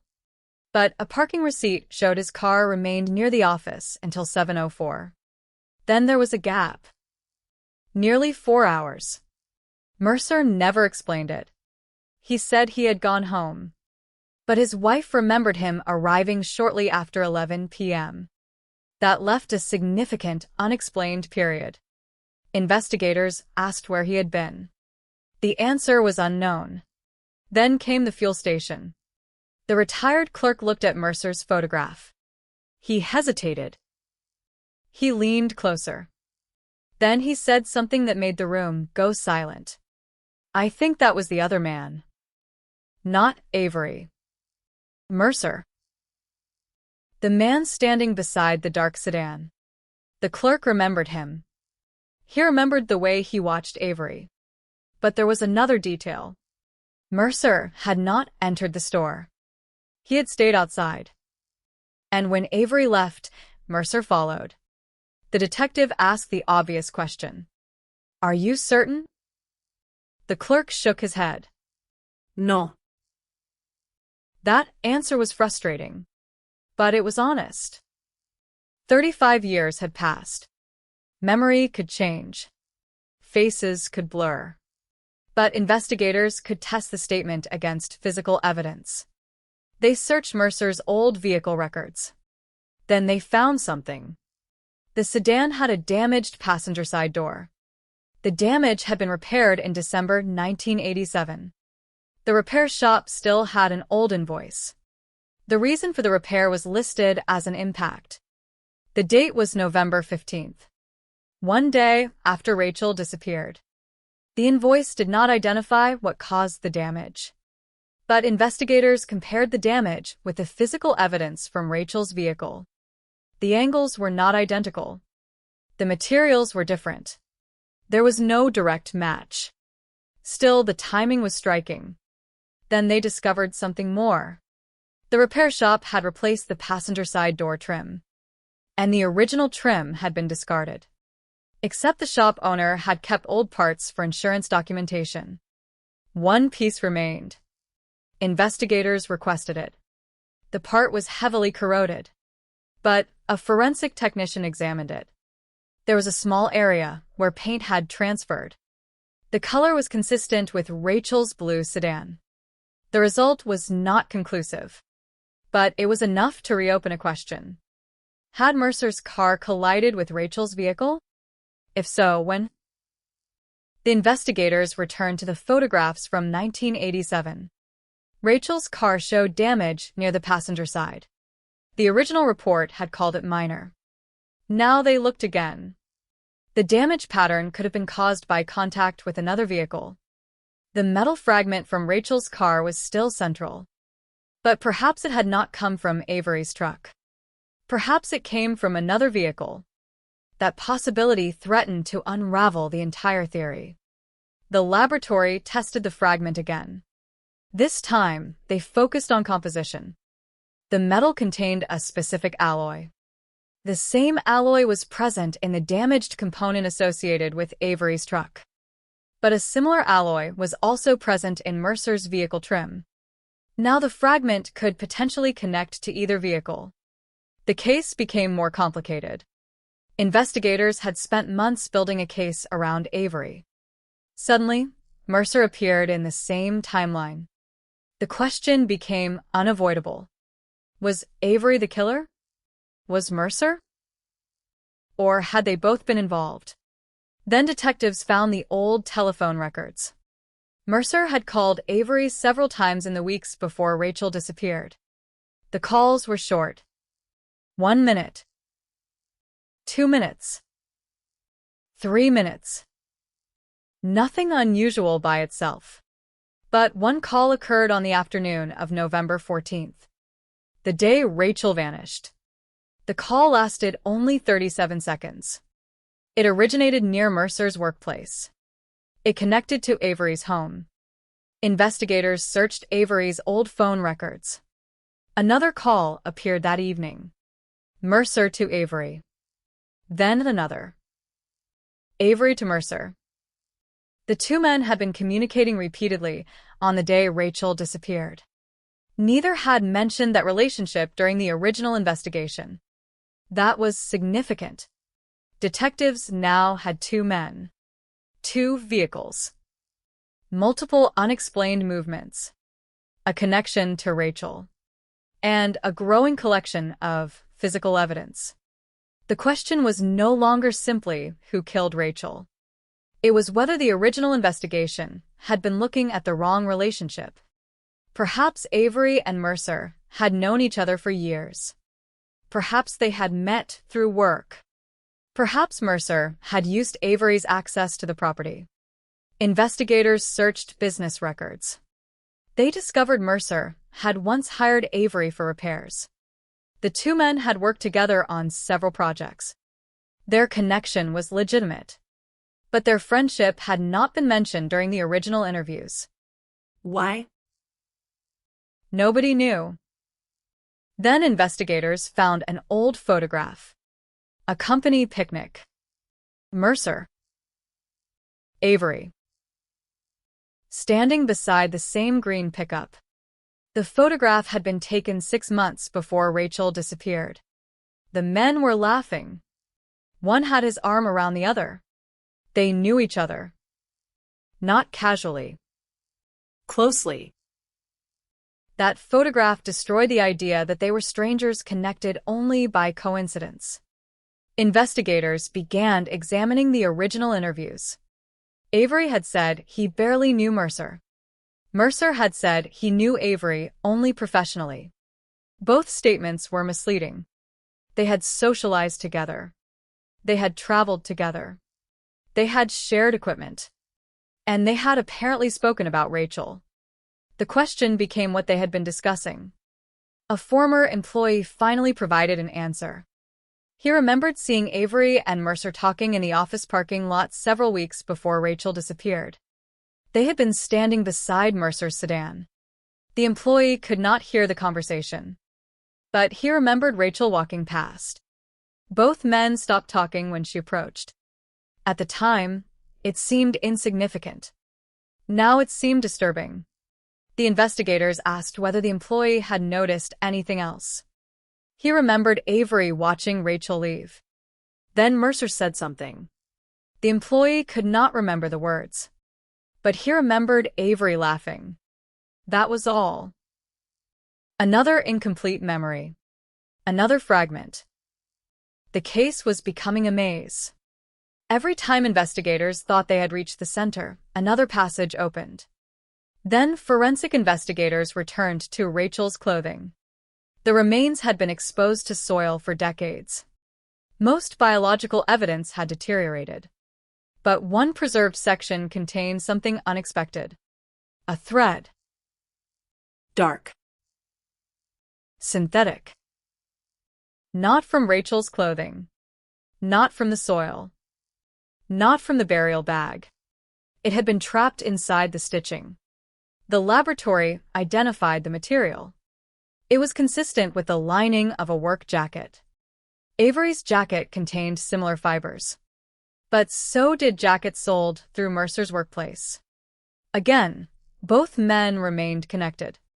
The prosecution now faced a difficult decision. Was it possible that investigators had been looking at two people because two people had been involved? The answer could change everything. They returned to the burial site. The grave was large enough for one person. But investigators noticed something else. There were two sets of disturbed soil patterns nearby. One appeared to be the original burial. The other was older. Possibly unrelated. But if the second disturbance was connected, it could indicate that someone had dug there before. They excavated carefully. Nothing human was found. But they discovered a fragment of rope. The material was old, weathered, and consistent with the type sold at the same hardware store where Avery had purchased rope on the night of Rachel's disappearance. That store receipt was still in the file. Avery had paid cash. Mercer had been seen near the store. The case was tightening again. But investigators still lacked the one thing they needed: a direct connection between Mercer and Rachel's final moments. Then an old diary surfaced. It belonged to Mercer's wife. She had died several years earlier. Her family had kept her belongings. Inside a box were handwritten notes from 1987. One entry was dated November 15th, the morning after Rachel disappeared. It read, "David came home very late. Clothes smelled like smoke. He was angry when I asked where he had been." The entry was short, but it was devastating. Mercer had told police he had gone straight home. His wife had written that he came home very late. His clothes smelled of smoke. And he was angry when questioned. Investigators continued reading. Another entry appeared 3 days later. David says people are asking too many questions. Then another. Thomas came by. They talked outside. Thomas. Avery. The two men had been together again. The diary created a timeline that neither man had disclosed. Investigators now believed Mercer and Avery had coordinated their stories. But why? What had Rachel discovered? What had happened between the three of them? The answer remained buried until investigators examined the final page. A note written in December 1987. Only one sentence. I wish David would tell the truth about that girl. Investigators stared at it. For 35 years, that sentence had been sitting inside a private diary. Nobody knew it existed. Nobody had connected it to Rachel. Now it became one of the most important pieces of evidence in the entire case. Mercer had been lying. Avery had been lying. They had communicated on the day Rachel disappeared. They had been connected to the vehicles. And someone had written that Mercer knew the truth. The case had changed completely. The tiny button had opened the door. But behind that door was something far larger than one suspect. There may have been two men. Two vehicles. Two versions of the truth. And one missing woman whose final hours had been hidden for 35 years. The investigation was no longer simply about solving a murder. It was about uncovering a secret that two men may have protected for decades. And somewhere inside the original evidence was the final connection. A piece investigators had not yet understood. A clue that could reveal who was driving which vehicle. And who was standing beside Rachel when the road finally went dark. The final connection did not come from the courtroom. It came from a photograph. A photograph so ordinary that nobody had bothered to enlarge it in 35 years. It had been taken outside the county courthouse 3 days after Rachel disappeared. A group of volunteers stood behind a table covered with missing person flyers. Rachel's photograph was in the center. Police officers stood nearby. Family members were crying. Reporters were taking pictures.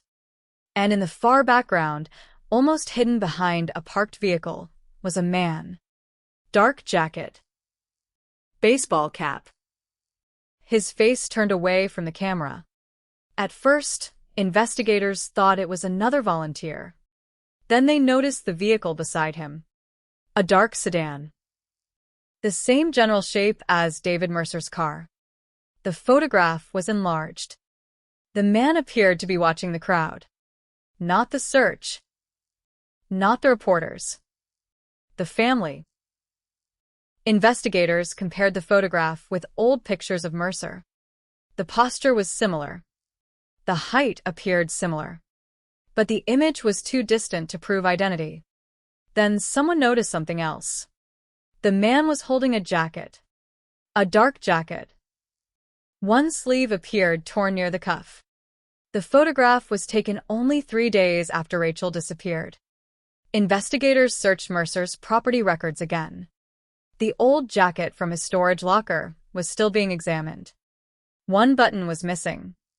The cuff showed damage. The fibers were consistent with material recovered from Rachel's vehicle. Now the photograph mattered. Not because it proved Mercer had been there, but because it placed someone matching his appearance near Rachel's family while investigators were still searching for her. Why would he go there? Why would a man connected to the disappearance stand among the people searching for the missing woman? The question disturbed even the investigators. They returned to Mercer's wife's diary. The entries were brief. Almost casual. But one line suddenly appeared far more important. November 18th, 1987. David says they are getting close. Who were they? Police? Search teams? The family? The diary did not say. But Mercer had been watching the investigation. He knew detectives were getting close to something. At that stage, however, police had not publicly announced any major breakthrough. The search was still concentrated around the county roads. There was no public evidence connecting Mercer to the disappearance. So, why was he worried? Investigators began studying his behavior after the disappearance. He had changed his routine. He stopped visiting the diner. He sold his sedan the following year. He stopped speaking to Avery. At least officially. Telephone records showed something different. They continued communicating. The calls became shorter, less frequent. But they continued. Then, in January 1988, Avery called Mercer 17 times in 1 week. The calls lasted between 20 seconds and 2 minutes. There was no recorded content, but the pattern was unusual. Investigators searched Avery's financial records. A large cash withdrawal appeared 2 days after Rachel disappeared. Mercer had withdrawn a similar amount. Neither man could explain why. The records were old. There was no documentation showing where the money went. Again, the evidence was circumstantial. But the circumstances were accumulating. Then came the old storage unit. The unit rented by Avery in December 1987 had been cleared years later. The original company had kept inventory photographs. Investigators located them. One photograph showed several boxes stacked against a wall. One box had a handwritten label, DM. The initials matched David Mercer. The storage company had never known what the letters meant. The box was gone. Its contents were gone. But the photograph survived. Investigators contacted the person who had cleared the unit. He remembered seeing the box. He remembered that Avery had told him it belonged to a friend. The friend was never named. The investigator showed him Mercer's photograph. The man immediately recognized him. He came with Avery once. That statement sent investigators back to the storage records. Mercer had no official connection to the unit. Yet he had been there. Why? The answer remained unknown. Then a forensics specialist noticed something in the original photograph. The box marked DM had a small metal clasp.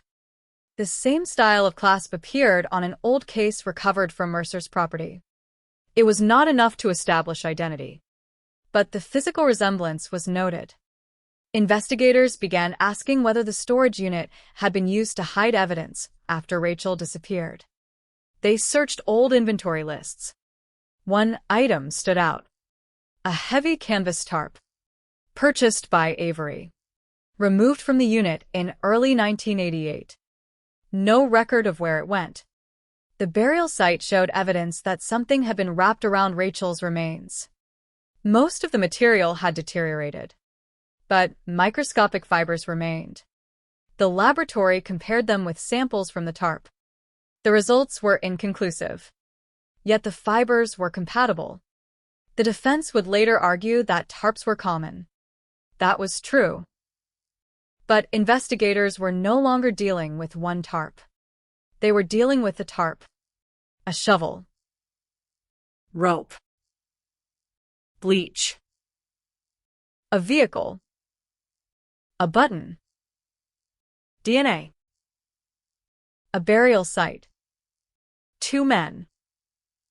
And a series of lies. The investigation moved deeper. Detectives searched for anyone who had seen Mercer and Avery together on the night Rachel disappeared. One name emerged. A truck driver. He had been making a delivery near the county road. His original statement was only a few lines. He remembered seeing a green pickup. He also remembered a dark sedan. But he had never been asked whether the vehicles were together. Now he was. The truck driver was 90 years old. His memory was fragile. But when investigators placed 2 vehicle photographs in front of him, he pointed to the green pickup. Then to the dark sedan. They were together. How certain are you? They stopped. Did you see the drivers? The old man closed his eyes. I saw 2 men. The investigators leaned closer. Did you recognize either one? He hesitated. Then he pointed to Avery. That one. The room went silent. And the other? He pointed to Mercer. That was the first witness to place both men together near the area that night. But investigators still needed to establish what happened after that. The truck driver remembered something else. The green pickup had been parked behind the sedan. Then the two vehicles moved toward the county road. Separately. A few minutes apart. That detail explained something investigators had never understood. Why had witnesses reported two vehicles at different times? Because they may have been traveling together while deliberately maintaining distance. If that was true, it suggested coordination. The theory became increasingly disturbing.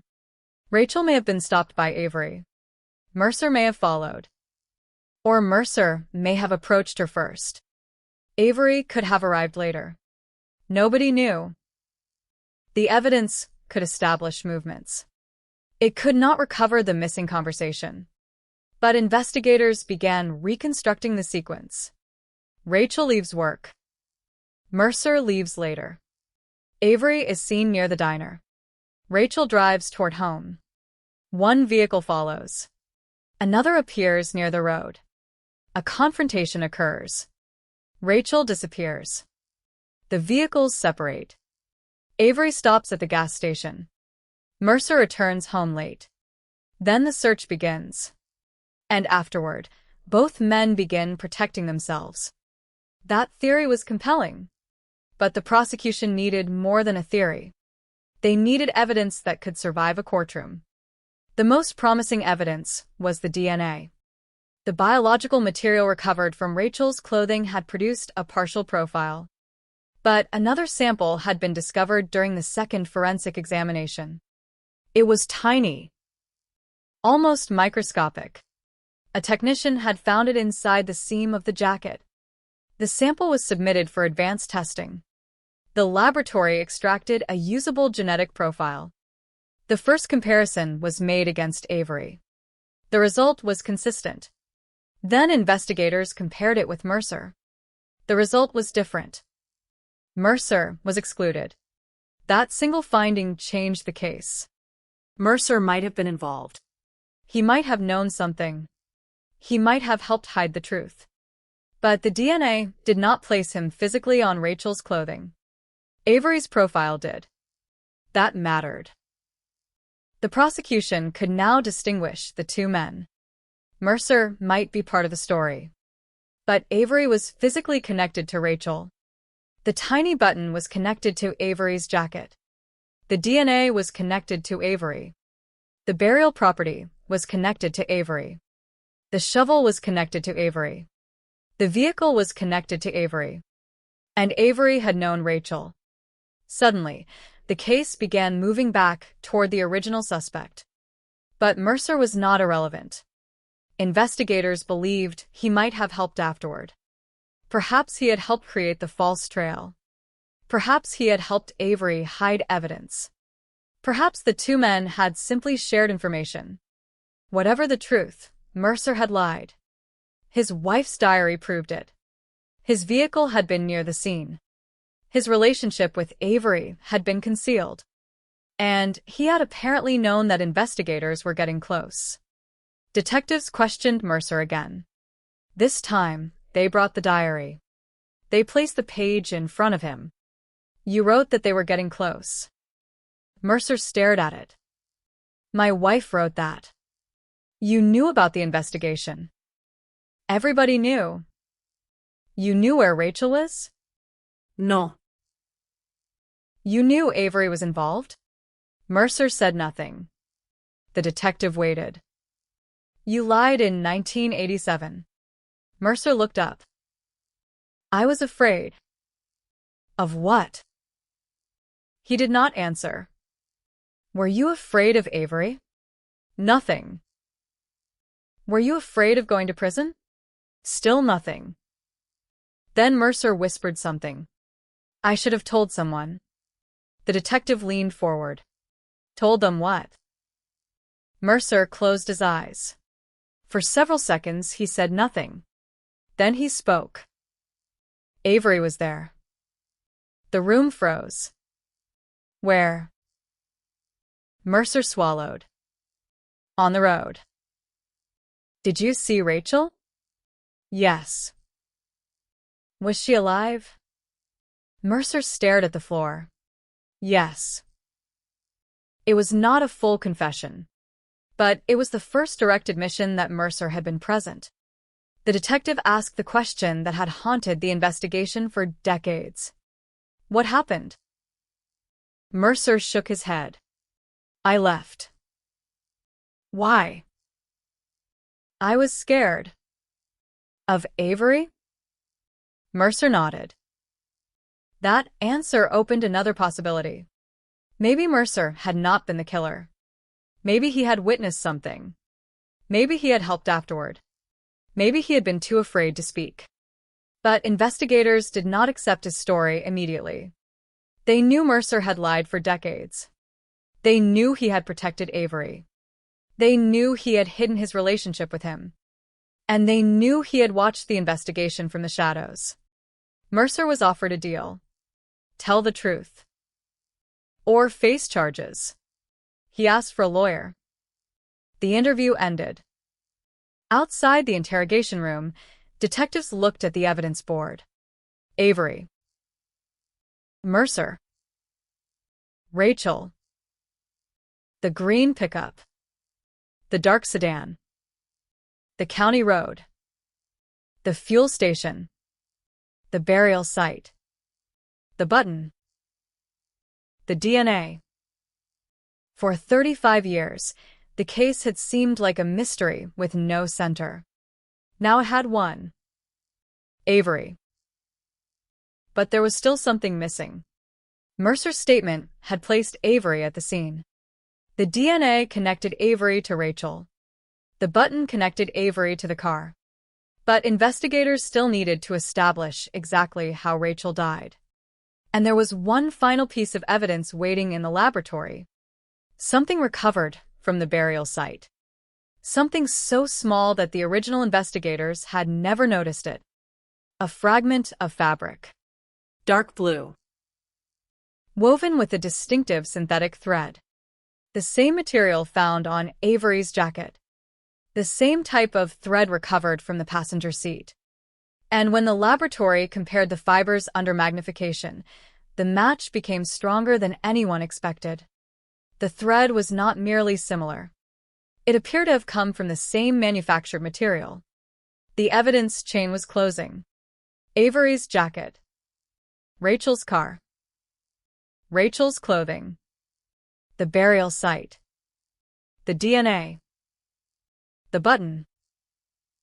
The same night. The same man. The same disappearance. And suddenly the question was no longer whether investigators could arrest Avery. They already had. The question was whether they could prove what happened in the darkness beside that Georgia road. Because 35 years later, the truth was finally within reach. But one final witness was about to speak. And unlike the others, this witness had never forgotten the sound of Rachel's voice. The witness had simply been too afraid to tell anyone what happened that night. Until now. The witness lived alone at the end of a narrow road surrounded by pine trees. For 35 years, she had carried one memory. A voice. A scream. And the sound of a car accelerating into the darkness. Her name was Evelyn Carter. In 1987, she was 53 years old and lived less than a mile from the county road where Rachel's vehicle was discovered. At the time, investigators had spoken to her once. She told them she had heard nothing unusual. That statement appeared in the original case file. 3 lines. No further interview. No follow-up. But when detectives returned in 2022, Evelyn finally told them the truth. She had heard something. She had seen something. And she had been terrified. On the night Rachel disappeared, Evelyn woke shortly after 11 p.m. A dog was barking outside. She walked to her kitchen window. Across the trees, she saw headlights. 2 vehicles. One was a dark sedan. The other was a green pickup. They moved slowly along the road, then stopped. Evelyn could not see the drivers, but she heard voices. 2 men. Then a woman's voice. Rachel. Evelyn did not know her name at the time. She only knew it was a woman. The woman sounded frightened. Then Evelyn heard a man's voice. Angry. Sharp. The words were unclear. Then another voice. Lower. Comer. Evelyn remembered that distinction. One man was shouting. The other was trying to keep him quiet. Then came a sound she could never forget. A car door slammed. Evelyn stepped away from the window. She wanted to call the police. But before she could reach the telephone, she heard tires spin. The green pickup accelerated. The dark sedan followed. Then everything went silent. She waited. No headlights returned. No voices. Nothing. The next morning, Evelyn saw police cars on the county road. She understood what she had witnessed. But when detectives asked whether she had heard anything unusual, fear stopped her.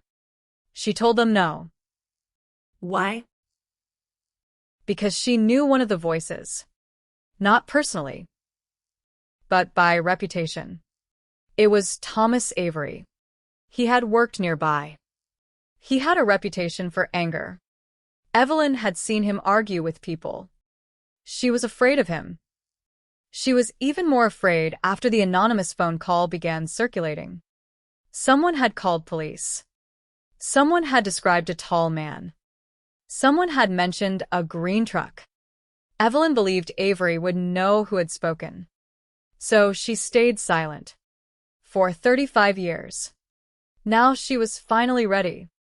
The detectives recorded her statement. They asked her to describe the voices. She identified Avery as the angry voice. Then they asked about the second man. She did not know his name, but she remembered something.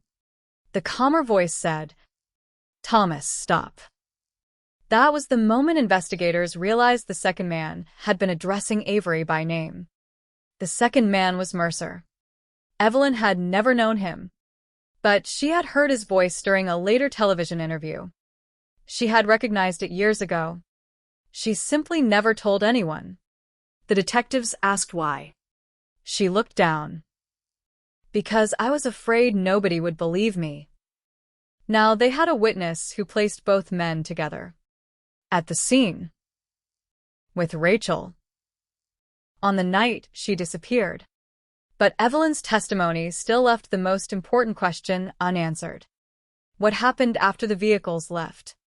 Investigators reconstructed the route. The green pickup traveled toward the fuel station. The dark sedan followed. Then the vehicles separated. Avery stopped to purchase bleach and rope.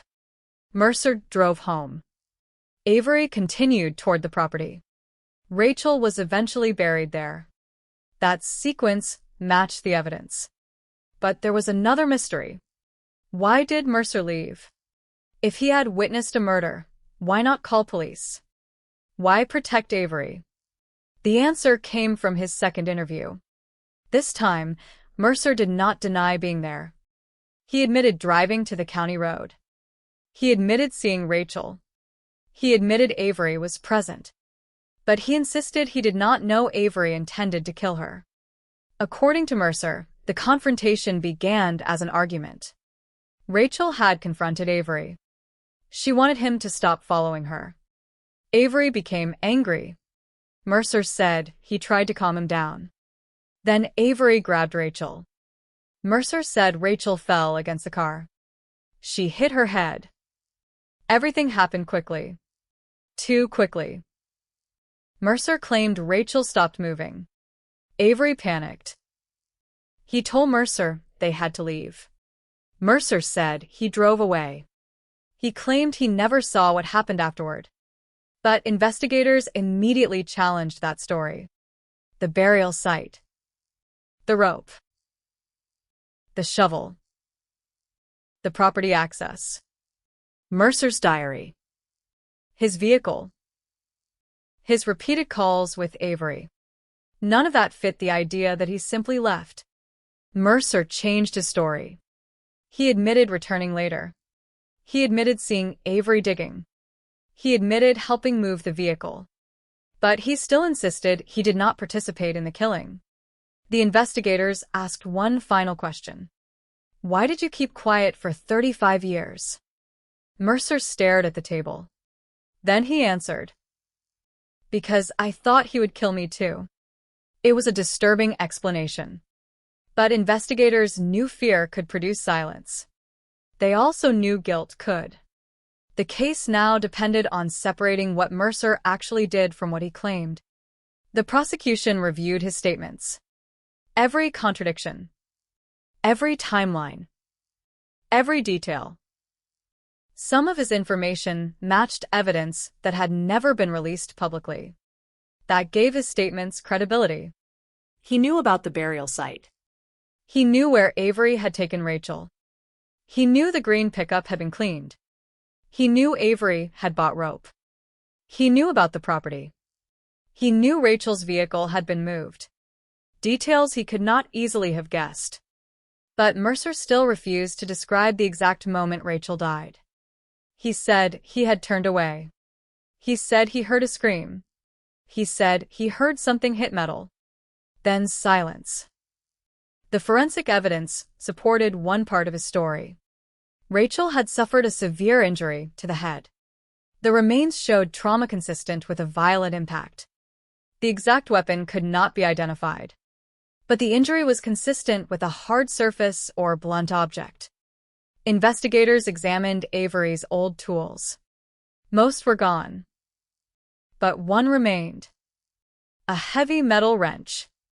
It had been stored in a box belonging to Avery's family. The wrench was photographed. Its shape was consistent with the injury pattern. But the passage of time had destroyed any biological evidence. No blood remained. No usable DNA. The wrench could not prove the murder. Still, it became part of the case. Avery's attorney argued that the prosecution was building a story from unrelated objects. The defense claimed the evidence was being interpreted through hindsight. They were right about one thing.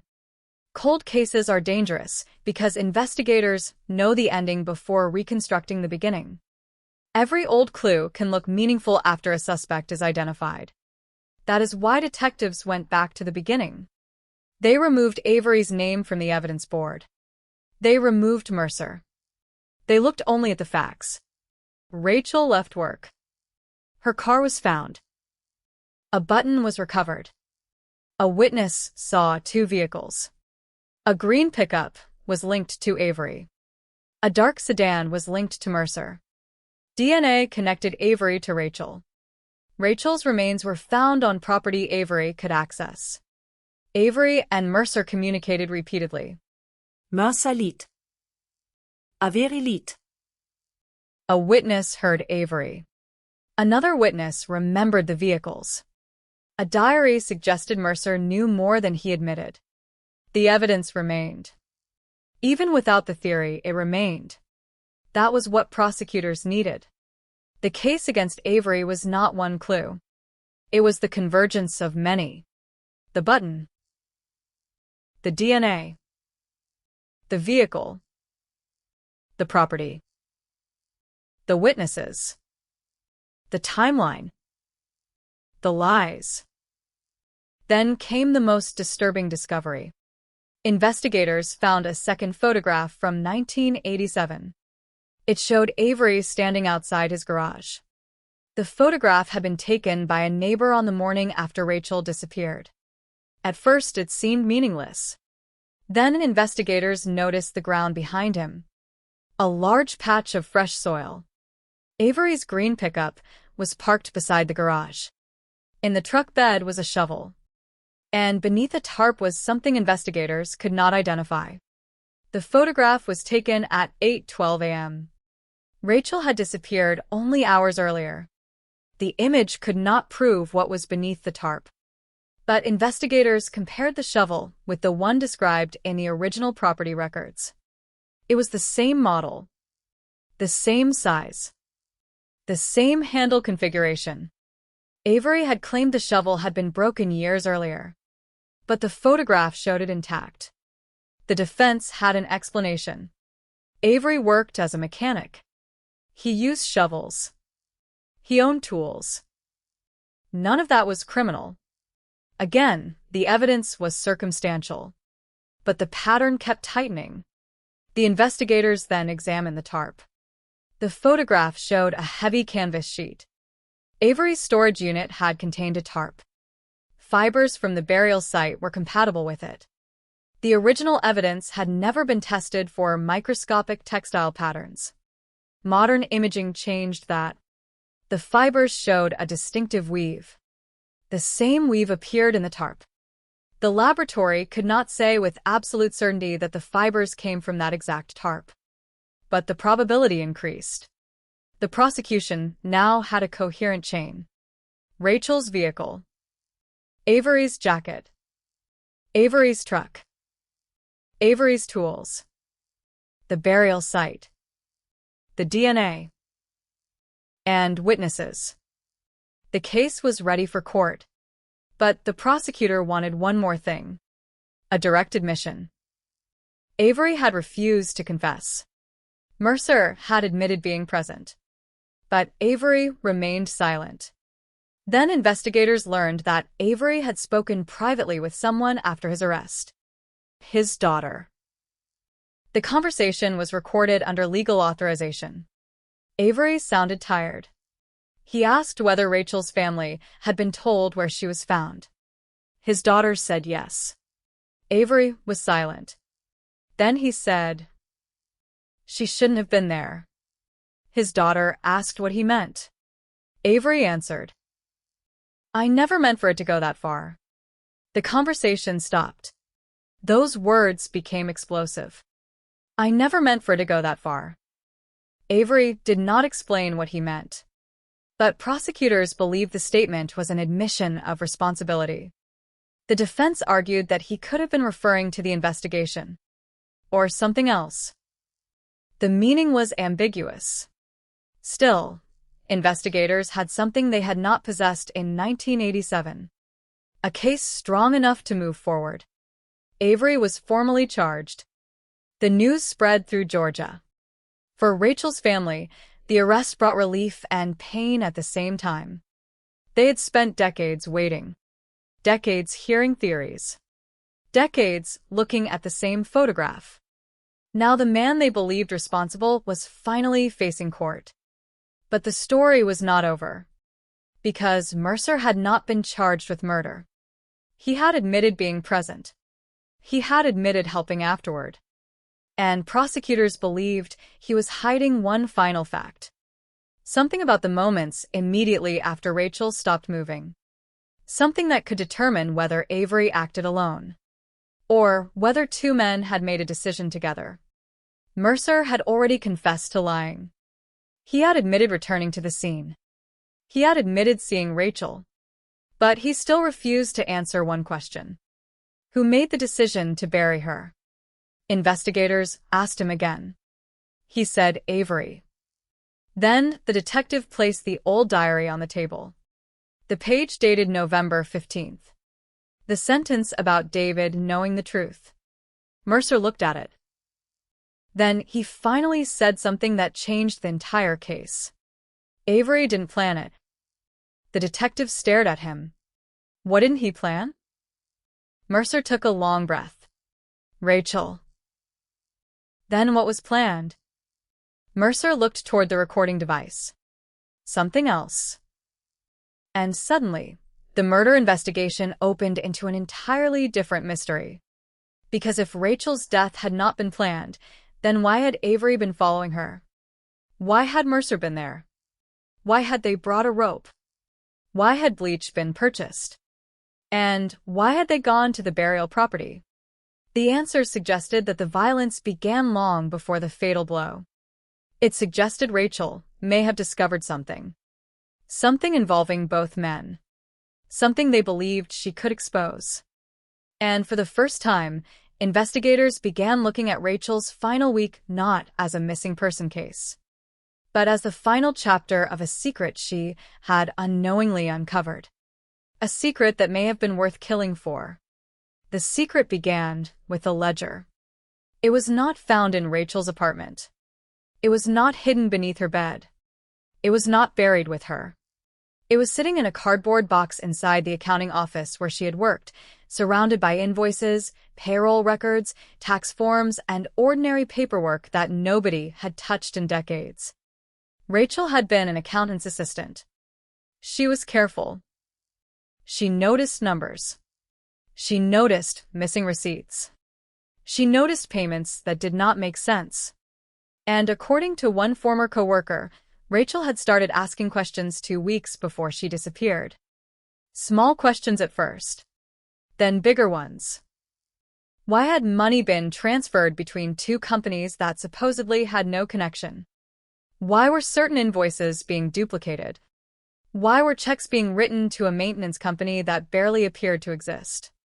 And why did several of those payments eventually end up connected to people Rachel already knew? One name appeared repeatedly: David Mercer. Another appeared in handwritten notes: Thomas Avery. The ledger was discovered during the reopened investigation when detectives searched archived business records. Most of the documents had survived only because the accounting company had been absorbed by another firm. The old files had been moved into storage. Nobody had opened them since the early 1990s. Rachel's handwriting appeared on several pages. Numbers circled. Dates underlined. Question marks written in the margins. One sentence appeared beside a series of suspicious payments. Ask David. Another note was more alarming. Thomas knows where it goes. Investigators stare at the page. For 35 years, the case had been treated as a personal conflict. A former boyfriend. A jealous man. A confrontation that became violent. But now there was another possibility. Rachel may have discovered a financial scheme. And if she had, she may have been preparing to expose it. The investigators traced the companies. One had disappeared. Another had changed names. A third had dissolved shortly after Rachel vanished. The pattern was unmistakable. Money had been moving. Not huge amounts.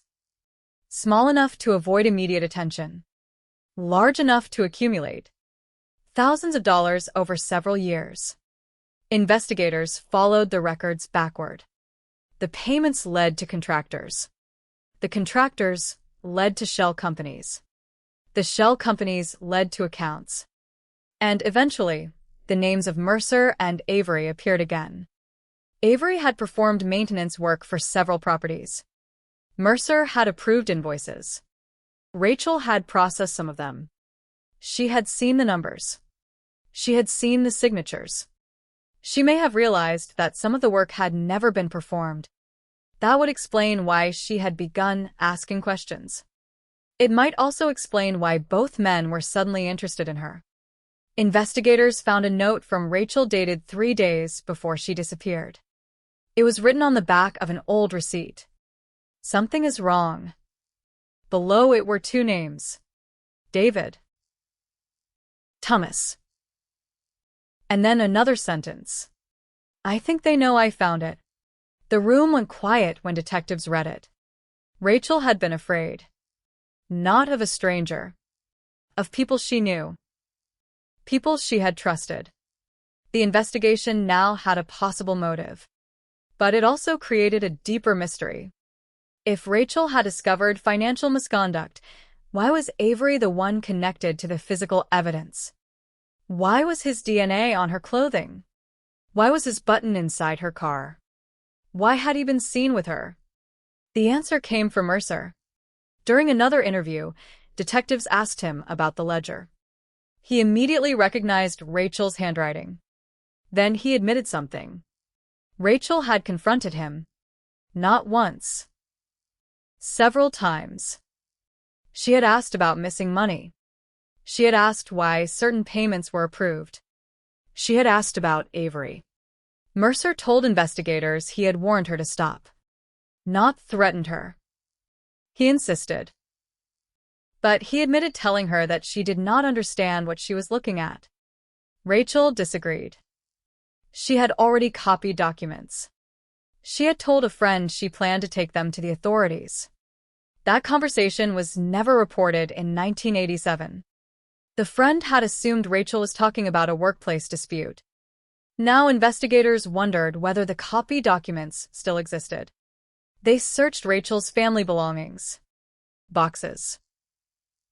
Photographs. Old notebooks. Letters. Anything she had left behind. Then they found a small cassette tape.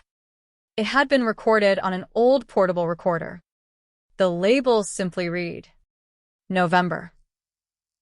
Nobody knew who had made it. The tape was damaged.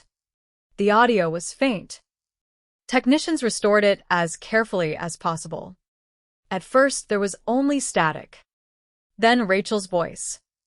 Calm. Quiet. Alive. She was speaking to someone. A man.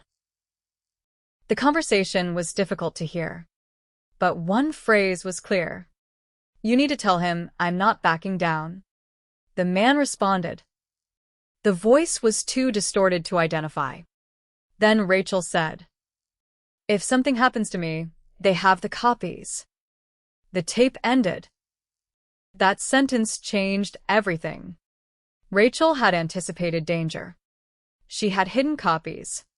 But where? Investigators searched again. This time, they found an envelope inside a book. The book had belonged to Rachel. Inside were photocopies of financial documents, payments, invoices, signatures, dates, and one document connecting Mercer directly to a company Avery had used. It was not proof of murder, but it established motive. Rachel had evidence. Mercer knew. Avery knew. And Rachel believed they were afraid of what she had discovered. The investigators reconstructed her final week. Rachel began reviewing the accounts. She discovered irregularities. She confronted Mercer. She confronted Avery. She told someone she had copies. She changed her routine. She noticed Avery's truck. She became frightened. Then, on November 14th, 1987, she left work. That night, she disappeared. The theory became painfully simple. Rachel had found something. The men believed she would expose it. They confronted her. The confrontation became violent. She died. Then they buried her. But investigators still had to explain the rope and bleach. Those items now made sense. If the murder was not planned, the cleanup may have been. Mercer claimed Avery panicked. But Avery had purchased supplies. Someone had thought about what would happen after Rachel died. The prosecution believed the violence may have been spontaneous, but the concealment was deliberate.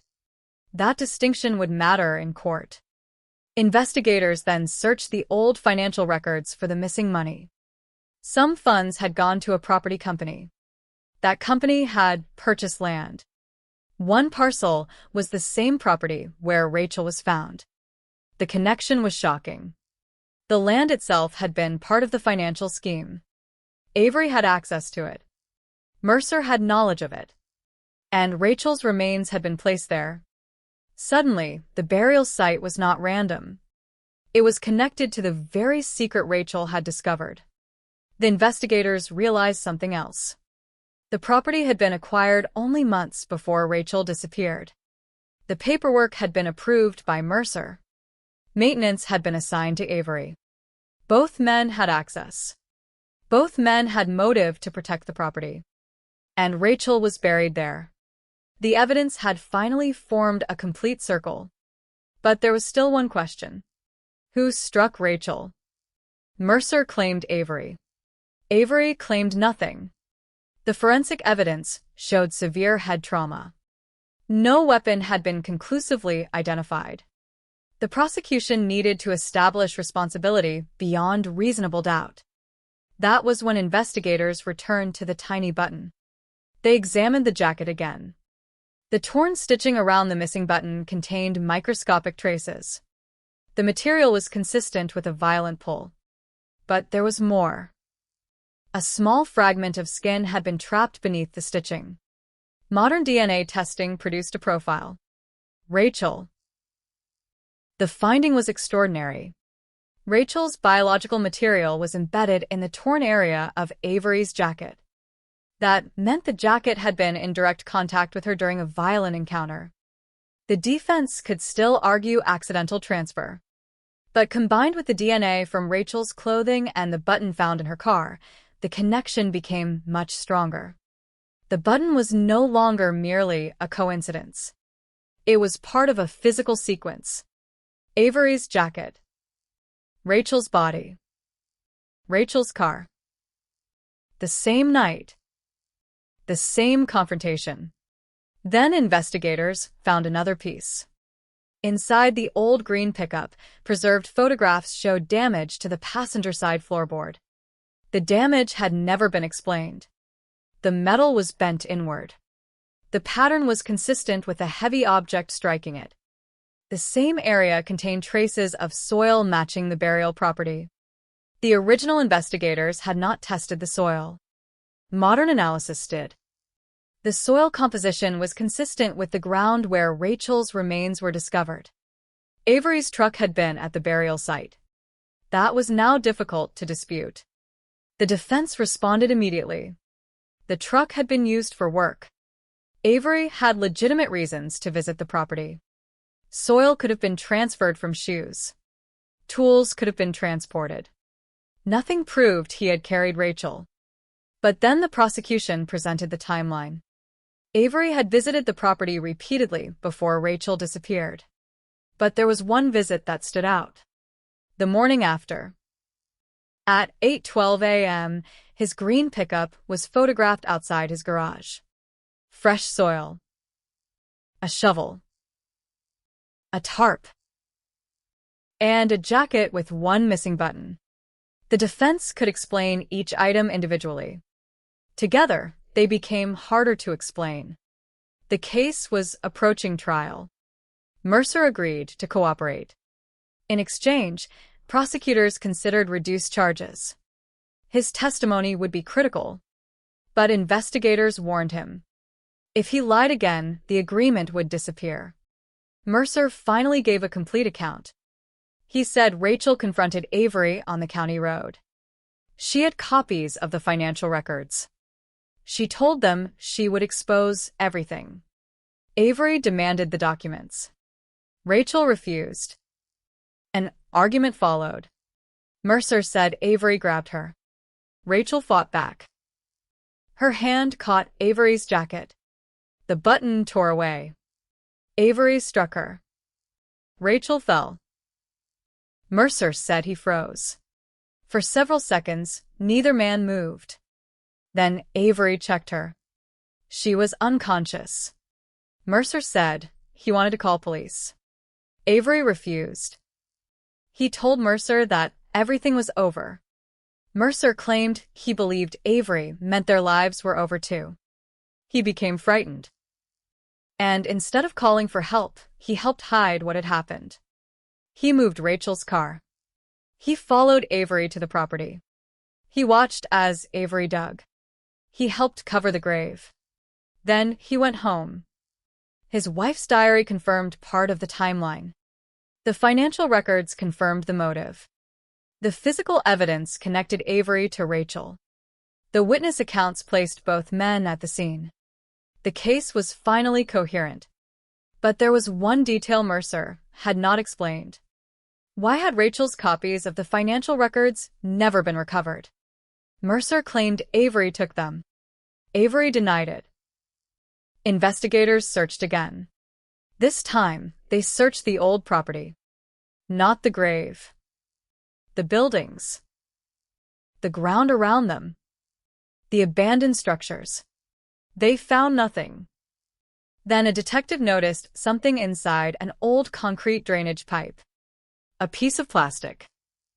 Inside it was a small waterproof envelope. The documents were still there. Rachel's copies. Protected from moisture. Protected from time. Protected from everyone.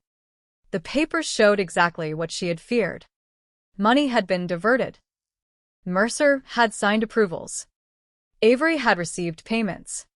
The property had been acquired using funds that investigators believed were connected to the scheme. And Rachel had documented it all. She had been right. The financial motive was no longer speculation. It was evidence. The case now had something it had lacked for decades. A reason. A sequence. A physical connection. A witness. And a secret. But the trial would not begin immediately. Avery's lawyers filed motions challenging the DNA. They challenged the old witness memories. They challenged the chain of custody. They challenged Mercer's credibility. They argued that Mercer was blaming Avery to save himself. The judge allowed most of the evidence to proceed. The courtroom was prepared. Rachel's family attended. The community watched. For the first time in 35 years, the name Rachel Monroe was not being whispered as a mystery. It was being spoken in court. The cold case had become a murder prosecution. And at the center of it all was a tiny silver button. A piece of metal that had survived a car, a burial, decades of silence, and the death of nearly everyone who had once known the truth. But the most powerful evidence would not be the button. It would be Rachel's own words. Her voice on that damaged cassette. If something happens to me, they have the copies. She had known. She had been afraid. And she had tried to leave a trail. 35 years later, that trail had finally been followed. Yet as prosecutors prepared to present the case, one question remained. What would Thomas Avery say when he finally stood before a jury? Because for decades, he had said almost nothing. Now the entire room would be waiting for his answer. The courtroom was packed before the doors opened. Rachel Monroe's photograph appeared on television screens across Georgia. 26 years old when she disappeared. 35 years gone. Now her name was everywhere again. Not as a missing woman. Not as a photograph on an old flyer. As the center of a murder case. Thomas Avery entered the courtroom slowly. His hair was completely gray. His shoulders were bent. He looked nothing like the man in the 1987 photographs. But Rachel's family recognized him immediately. Her sister sat in the front row. She held Rachel's photograph against her chest. For decades, she had imagined this moment. She had imagined Avery confessing. She had imagined him explaining everything. She had imagined finally hearing where Rachel had been taken. Instead, Avery walked past without looking at her. The prosecutor stood. The courtroom became silent. The first evidence was simple. Rachel's photograph. Then the prosecutor placed another photograph beside it. The abandoned car. The open driver's door. The empty road. The shoe beneath the door. The image had been taken more than 3 decades earlier. The prosecutor told the jury that this was where the search began.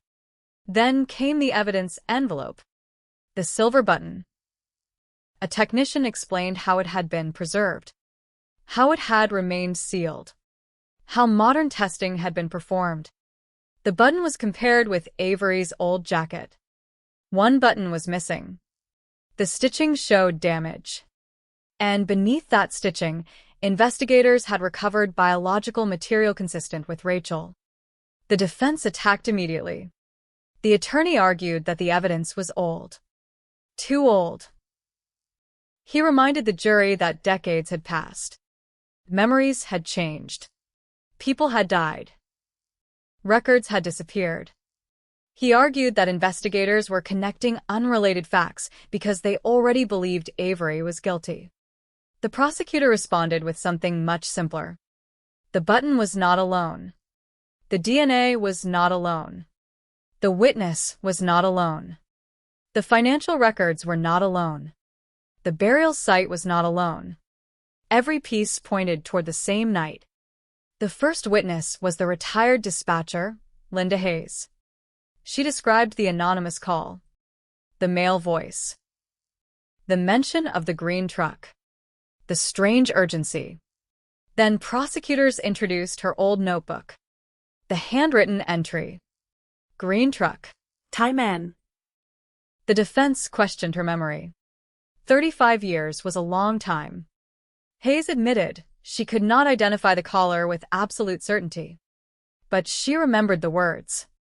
She remembered the fear in his voice. And she remembered that the caller knew details about the scene that were not publicly known.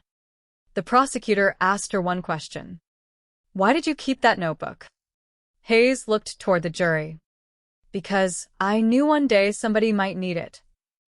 The courtroom went silent. Then came the fuel station clerk. He was 90 years old. He entered with assistance. He sat down. The prosecutor showed him the old receipt. November 14th, 1987. 11:30, 1 p.m. Bleach. Rope. Green pickup. The clerk identified Avery. He said he remembered the man buying the supplies. Then he identified Mercer, the second man. The defense attorney stood. Mr. Collins, you have been asked to remember something that happened 35 years ago. Yes. Is it possible you're mistaken?